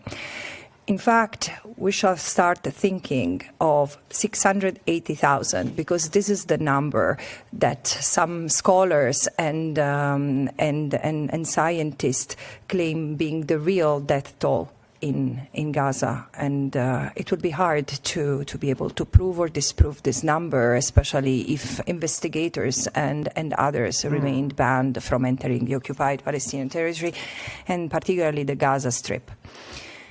But if this number is confirmed, 380,000 of these are infants under 5. Again, I don't need to say the word anti-Semitic, right? I don't need to say that, okay? You can look up the demographics of Gaza. There have never at any point been 380,000 under 5s in all of Gaza ever. Like, how the fuck is this person the special rapporteur for the highest international body for the occupied territory? How the fuck? This is a joke. It's a fucking joke. It's unbelievable. I'm sorry, this person, she may not have an anti-Semitic bone in her entire body, but like no other country gets this fucking treatment. What the hell? It's hard to disprove. 680,000. It's hard to disprove that more under 5s died in Gaza than have existed in Gaza before the... Man, I'm gonna fucking die. I don't know. Just fucking kill me. Waste of time. Ugh. But she's a UN expert. But yeah, I suppose she is. Yeah, fuck. Okay, well. Oh, I'm sorry. Trust me, I'm an expert, bro. It's so stunning. It's just so fucking stunning that people eat this shit. Yeah. Cadê as pessoas? Vou tirar o zoom para você ver o tamanho dessa área destruída. Olha o tamanho dessa área destruída. Olha isso aqui. Isso aí é a cidade de Rafah, no sul da faixa de Gaza. Fica na fronteira com o Egito. Essa área destruída, só nessa área destruída ao sul, toda essa área cinza, toda essa área que eu der um zoom aqui, eu vou ver uma uma área destruída. Essa área aqui é maior do que a área que foi destruída pela bomba de Hiroshima, a bomba atômica de Hiroshima. Qualquer lugar que eu aponte aqui, eu vou ver casas destruídas, destruição, uma das coisas mais horrendas da história humana. E isso aqui vai assombrar a humanidade por muito tempo. E o holocausto da Segunda Guerra se repetiu, infelizmente, e ninguém conseguiu impedir. E até agora os responsáveis por esse crime contra a humanidade estão rindo à toa. Fica aqui esse registro, porque é uma coisa assustadora. E como o olho que tudo sabe, tudo vê, não apaga a imagem, essa é a imagem real. Contra fatos não há argumentos. O que aconteceu aqui foi um genocídio. It doesn't get any clearer than this. Gaza is now an uninhabitable wasteland. Absolutely nobody can keep a straight face and say that this level of destruction had anything to do with targeting terrorists while keeping civilians safe. We can know this with even greater certainty by looking at what they're doing in Lebanon. Wait, where's the audio? The fuck?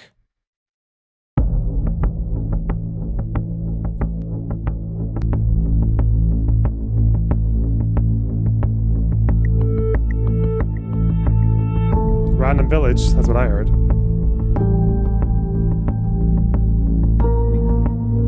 Village after village, town after town, not individual buildings, the entire town. This has nothing to do with terrorism. This has nothing to do with Hezbollah, whose label of terrorist organization is laughable to begin with. Hezbollah... Wait, why is it laughable that Hezbollah is a terrorist organization? What the fuck? This has nothing to do with terrorism. This has nothing to do with Hezbollah, whose label of... Oh. Let's see.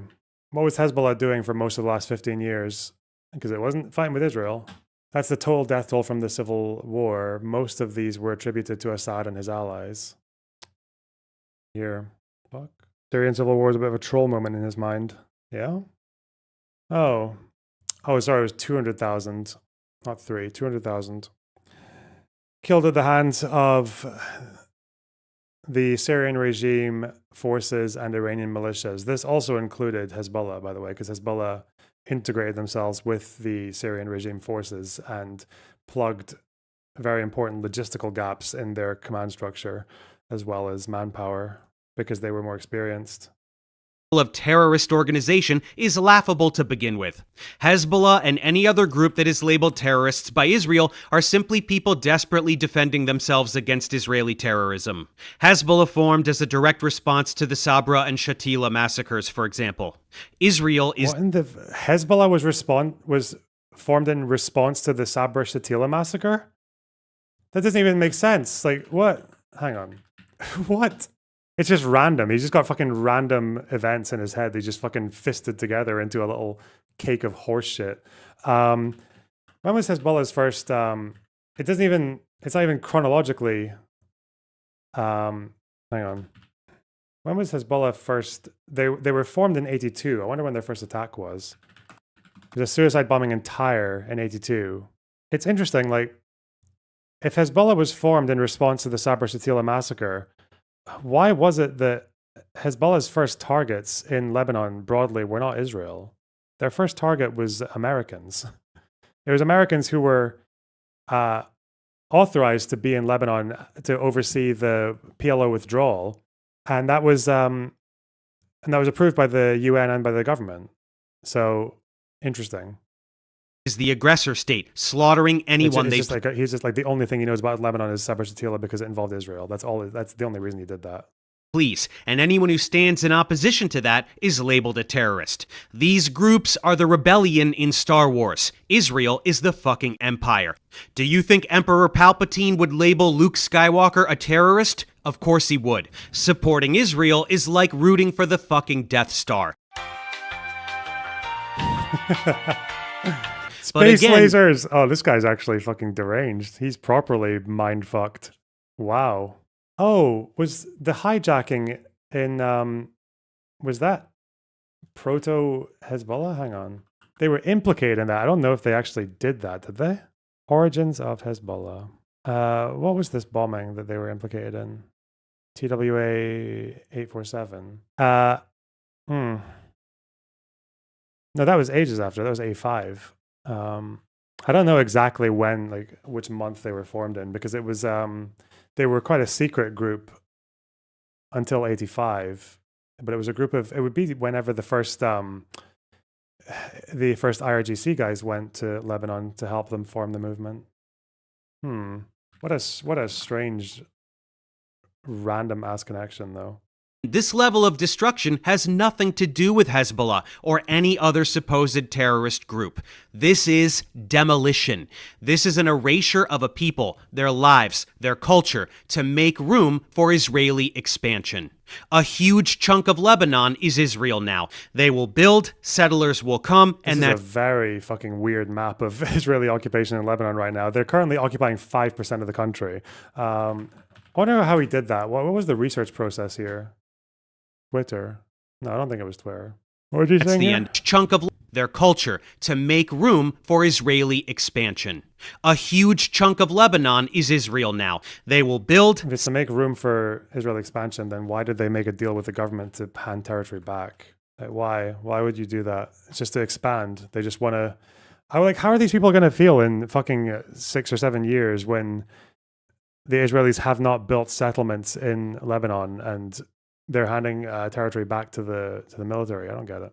They went 18 years in Lebanon until 2000, and they built 0 settlements. None. 0. Fuck all. Where's the video?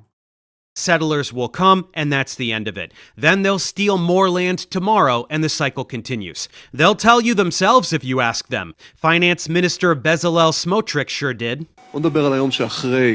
Hey, more Smotrich. This is the whole country. The Death Star. לגבי חידוש ההתיישבות היהודית ברצועת עזה. שאלה פשוטה, איפה מבחינתך צריך לקום היישוב הראשון ברצועה? אני מודה שלזה לא ציפיתי, אני מוכן להתחיל מהתוחמת הצפונית, אבל סתם, תדעו לכם, זה לא מצחיק, יש תוכנית עסקית, תקשיבו לי טוב, יש תוכנית עסקית שנבנתה על ידי האנשים הכי מקצועיים שיש, שנמצאת על השולחן של הנשיא טראמפ, לאיך הדבר הזה הופך לבוננזה של נדל"ן, אני לא צוחק, מחזיר את עצמו. אגב, אני התחלתי משא ומתן עם האמריקאים, אני אומר את זה לא בצחוק עכשיו, כי אני גם דורש, הרי אנחנו שילמנו המון כסף על המלחמה הזאת, אז אנחנו צריכים להתחלק, איך אנחנו עושים אחוזים על שיווקי הקרקע אחר כך בעזה, אבל עכשיו לא בצחוק. את שלב ההריסה, שהוא תמיד השלב הראשון בהתחדשות העירונית עשינו, עכשיו צריך לבנות, זה הרבה יותר זול. It's not funny. There's a business plan. Thanks to Trump, the real estate mogul, cosplaying as the president. Mention why Israel invaded Lebanon. Hell no. We don't do that. Of the most powerful nation on earth. It's going to be a bonanza. When you decide that you want to steal some land, first, you demolish everything. That's always the first phase. If people are already living there, kill them by the hundreds of thousands if you want. What's the difference? They're not chosen people like us. Murder them, displace them, whatever you have to do. Destroy absolutely everything in the region until not a single building is left standing. Then go in, clear the rubble, and build luxury condos or whatever the fuck you want. Jesus. Easy peasy. Do you understand now what has been happening since October 7th? Do you understand that it was never about terrorists or protecting Israel or getting back hostages or anything? Well, they got most of the hostages back, and Israel is obviously safer from any October 7th coming out of Gaza than they ever have been. Like, they don't need to worry about that anymore. Again, you can hate the war conduct, and I do hate the war conduct. You can even call it genocide. It is just a fact that any October 7th attack or any rocket barrage or any like serious attack on Israeli civilians is never coming out of Gaza again. Like, they have actually achieved that part. Of this sort, not for a single second. And according to Hamas and PIJ, a fuck ton of terrorists have died. Even what they admit, quite a lot of terrorists have died. Was it ever about any of those things? Israeli officials didn't give 2 shits about hostages. They were an excuse to keep bombing. There were deals on the table early on that involved a ceasefire in exchange for all of the hostages being returned, and they refused. In October of last year, they got all of the hostages back that they didn't kill with their carpet bombing. That still didn't stop them. And I wish I had saved my tweets from early in the genocide, but I didn't, so you'll just have to take my word for it. But I was saying all of this. From day one, I knew that this was premeditated ethnic cleansing and land acquisition, belligerent imperialism in the 21st century. Everything I was saying came true. That Gaza would become Israel, that they would do it to Lebanon too, and I was silenced for it. Anyone who didn't have their head up their ass could smell it, but if you couldn't see what was happening then, do you see it now? Smotrich says they paid for this war. They paid money to fabricate pretense for a military operation with the singular goal of clearing out Gaza to keep it, with Lebanon and Syria to follow shortly after. Now that they're most of the way there with Gaza, an American military base is being built within the territory, and plans are underway to round up remaining Gazans and put them into concentration camps while they clear out the rubble and start to build new Gaza. You heard that correctly. Zionist Jews are going to put people in concentration camps. And you heard the other thing correctly too. New Gaza is already being sold to the American public. Jared Kushner, Ivanka Trump's husband and haunted marionette, unveiled the plans for New Gaza, which will be luxury resorts as far as the eye can see, with some land carved out for Trump as a thank you for greenlighting all of this. And guess what? If you were one of those folks thinking that Israel's actions are way over the top, but what are you going to do because October 7th? Well, I'm going to take that away from you as well. Israel almost certainly knew what was going to happen, and they did nothing to stop it. The music festival taking place just 3 miles from the Gaza barrier was moved there from its original location at the last minute. Military response to initial activity was delayed. Wait, why? Because they wanted to get attacked, obviously. Nice. For hours in a way that is difficult to justify. Israeli soldiers were even ordered to cancel all patrols along the Gazan border on the morning of October 7th, with no justification given. 6:30 בבוקר, 7 באוקטובר, אתה במוצב. אצלנו ה-7 באוקטובר מתחיל לפני 6:30. אני הייתי לוחם במחלקת מרגמות בגדוד 13, גולני, ובאותו לילה אני, יותם סרור, הסמל שלי תמר בן יהודה, זיכרונו לברכה, שלושתנו עושים לילה לבן. הרשינו לעצמנו בשבת. This is also a thing that was, again, do you know why people were so complacent about Gaza over the last couple of years? Was because Sinwar intentionally, and everyone, again, this is open. There's not even like, it's not a thing that Hamas and Israel agree on. I don't know why anyone would disagree. Sinwar deliberately kept things quiet and tried to convince and successfully convince the Israelis that he wasn't interested in a large-scale attack on Israel, that he wasn't interested in amping up the conflict, that he was managing domestic affairs. And that's why, because like up until October 7th, it's not like they just suddenly cancelled patrols on a fucking holiday on the Gaza Strip on the one day. It's because for years and years leading up to October 7th, they had moles in Gaza that they took out. They were bugging and listening live to phone calls, and they stopped doing that. They stored them and listened to some of them later. There were so many different things that they were doing. They were reducing numbers of people who were watching the border because they were convinced by Sinwar's ruse. And do you know what else? Who else would have told them that before October 7th? Fucking left-wingers would have said that. They would have said, Hamas are not really a crazy terrorist organization. They're pragmatic. You know, they wouldn't just cross the border and murder fucking 1,200 people in one day. They wouldn't do that. You know, they wouldn't turn up at a fucking music festival and then say, oh, yes. Oh, whoa, what the fuck? This many civilians, one place? That's our lucky day. Let's go in, boys. Let's get them. So, וחגים במיוחד, לעשות לילה לבן עד לכוננות עם שחר, ואתם יודעים, יש לנו זמן לישון מחלקת מרגמות עד לכוננות הבאה. אז ב-5:20 בבוקר אנחנו יושבים ליד הקשר כדי לא להעיר מאזין, והסמג"ד שלי, ניר בוינפלק, שגם הוא נפצע קשה, וברוך השם הוא שרד, פתאום עולה בקשר בהודעה מוזרה. כל התחנות, לא יודע למה, לא יודע איך, משהו בסגנון הזה, אין סיור בגדר עד 9 בבוקר. באיזה שעה זה? 5:20 בבוקר. כל תחנות נשארים כאן משנה, אז מבחינת קרקע ואויב אין לנו דברים משמעותיים. מבחינת כוחותינו יצאה הנחיה מהחטיבה שעד השעה 9 בבוקר מול הערכת המצב, אף כלי לא מגיע לבורמה. ואני חוזר שוב, עד 9 בבוקר ואל מול הערכת המצב, אף כלי לא יורד לבורמה. נמצאים בנקודות זינוק אחוריות, מהנחיית חטיבה, לא יודע בדיוק למה, לא שואל יותר מדי, זאת ההנחיה, זה מה שאנחנו עושים. קצת לפני שהכל I was מתחיל. in the IDF. I was constantly cancelled and moving between positions. What is this idiot talking about?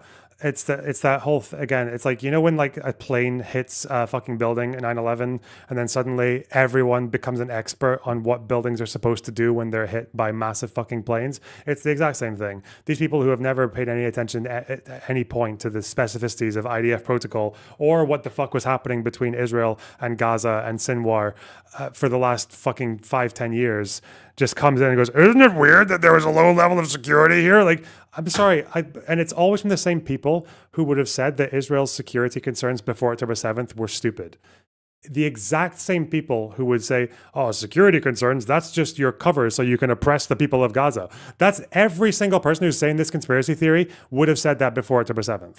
They would have said Israeli security concerns are retarded and made up. Like, it's just illogical, conspiratorial fucking bullshit. Yeah. ואיתמר דופק לנו פרצוף כזה של מה? ואתה יודע, אנחנו חיילים פשוטים סך הכל, לוחמים, לא מפקדים. It's funny that they said that they shouldn't hold a festival right in the faces of Gazans, but then Hamas were surprised to see the festival there. Yeah, because it was several miles away. And there's a huge gap between the border fence and actual residencies as well. So yeah, it's, yeah, no one in fucking Gaza knew there was a festival going on. ולא קצינים שנוכל לשאול שאלות, זו הוראה של הסמג"ד. מקבלים את הפקודה הזאת ולא שואלים שאלות. הורדת פקודה רגילה. ובאמת, אחרי שעה, 6:30, פתאום אזעקות. תראי, אני אגיד לך את האמת, אני חייתי עם זה מה-7 באוקטובר, ומאוד חששתי לדבר על זה, וכשהגעתי לכנסת, זה היה אחרי תקופה ששאלתי כמה אנשי צבא בכירים, מה בעצם קרה שם. והיו כאלה שבהתחלה אמרו לי, תשמע, היה יום צליפה של נ"טים על הגדר, לכן לא רצינו לשלוח חיילים, כדי שלא ייפגעו. ואז עם הזמן קצת נפל לי האסימון, ואמרתי, רגע, אם יש יום צליפה, איך יכול להיות שאני סך הכל 200 מטר מהגדר, לא יודע שיש איום, איך יכול להיות שחברים שלי נלחמים בלי וסט, עם תחתונים וגרביים, ואף אחד לא יודע שיש משהו, אנחנו סך הכל 200-300 מטר מהגדר. ואז זה עוד הפעם ישב לי בראש, ובאמת הזמינו אותי פתאום לכנסת. הרגשתי שזו ההזדמנות באמת לפתוח את הנושא הזה ולדבר עליו ולהבין בעצם מה קרה שם. והנה, את אומרת, כמו שאת אומרת, הרבה אנשים זה נשמע להם תמוה, ומה בעצם קרה שם. ואנחנו עוד פעם חוזרים לזה, ואני אגיד לך את האמת, איילה, אני חי עם איזשהו חור במוח, מאז 7 באוקטובר, שמשהו בלב... We're not even halfway through this fucking slop, are we? Oh no. At least I don't have to watch the case for why Destiny's a pedophile, because we already know that. But yeah, no, it still means we're going to be up to like, what, an hour and... fuck, wait, no, this is all Destiny shit, okay. So it'd be like an hour and 12 or something? No, okay. Be about here with the trip. That's a good place to leave it, because that's where I got involved. Shit. A little coincidental, no? Beyond this, hundreds of the civilian casualties were the fault of Israel, due to both friendly fire from incompetent teenage pseudo-soldiers, as well as the Hannibal Directive, which involves killing their own citizens on purpose to prevent their captivity. Hannibal Directive only ever applies to soldiers, and it seems to have been applied like once or twice in this attack. Unless this guy has done some investigation and used big science to find out more. Including a tank firing on a kibbutz. The tank shell was not the Hannibal Directive. That wasn't a Hannibal Directive shot. Fuck me. This is how much Israeli officials value the lives of their citizens. When you remove military and police casualties, which are absolutely fair game, as well as friendly fire and Hannibal Directive deaths, you're left with a number of civilian casualties that are exceeded by hundreds killed by... Where? I thought we were the divine right of UN officials. The highest I ever saw from a UN report saying how many people were killed in friendly fire was like 20. Hundreds. Okay, so we don't care about the UN. Okay. Palestinian Not deaths. Even Finkelstein agrees with this. Yeah, because he just copy-pastes human rights reports. Yeah, that's all he does. On any decent day for Israel since October 7th, and countless days before as well. Gaza was the most heavily monitored population on the planet. Israel knew that this was their opportunity to get 9/11 levels of support for murdering Arabs, and they took it, plain and simple. Now, if you thought that Israel was only a menace to its Middle Eastern neighbors, think again. Israel is a threat to the United States and every single American too. Let's go over the countless ways that Israel is specifically ruining the US. Let's start with some recent... I wonder if the rest of Dave's work is this sloppy. Well, Dave seems to... a lot of his videos are like arguing with fucking flat earthers and shit like that. So, I mean, maybe that's easier. That probably is. News. Israel is trying to force the United States to formally merge the American and Israeli militaries.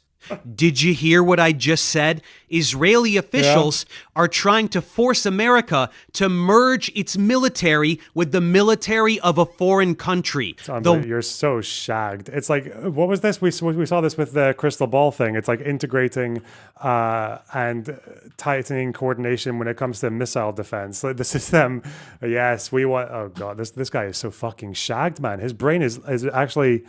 His brain is milk. What is going on in his head? It's like sludge. One committing genocide. Moving from aid to partnership is how Bibi tried to sell it on Fox News, and even the Fox News anchor said, "It certainly brings up some issues of sovereignty, but we'll have to work that out later." While you're sitting there thinking about how incredibly fucked up this is, let me explain how it's way more fucked up than that. Okay. First, you know all those billions of tax dollars that we send to Israel every year, the ones that are used to murder children?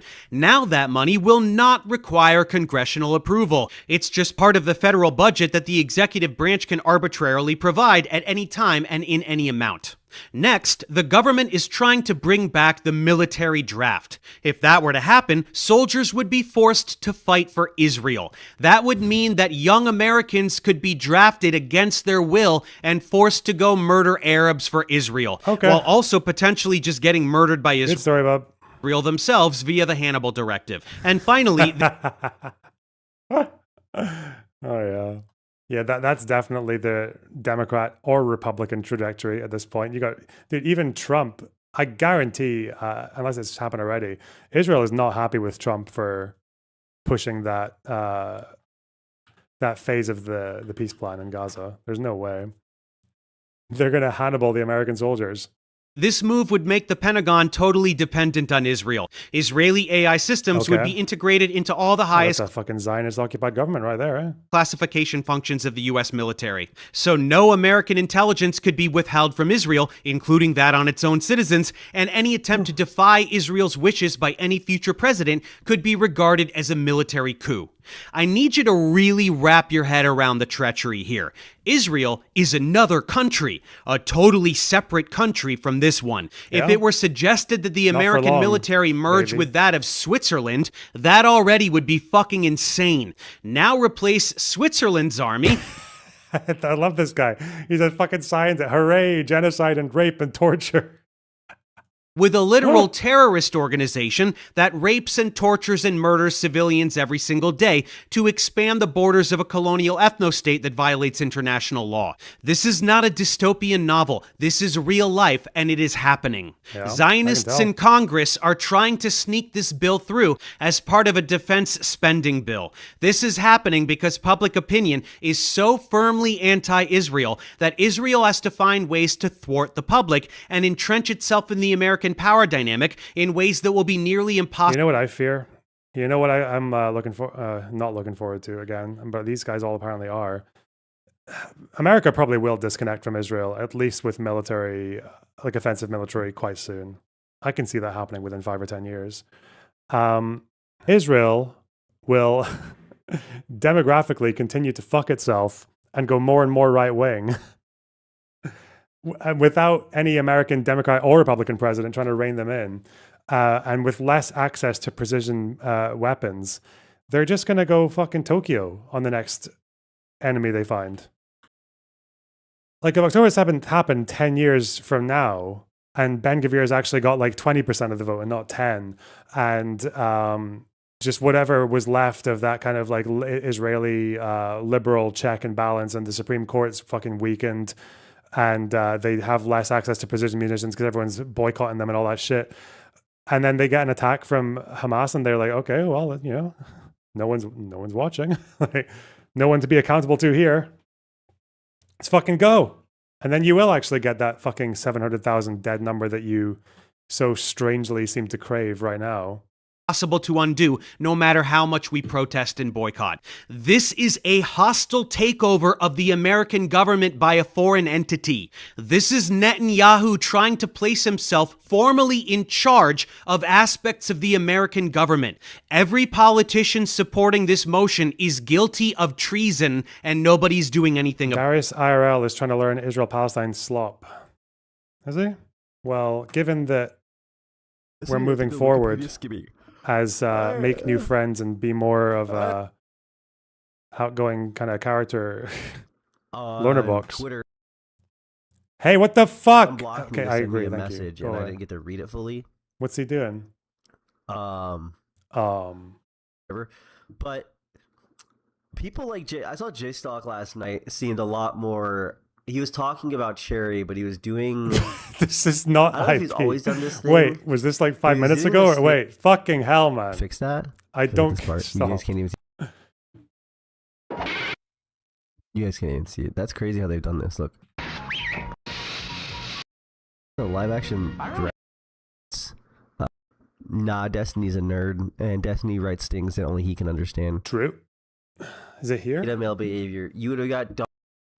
Did I get baited? This is just not what was advertised to me.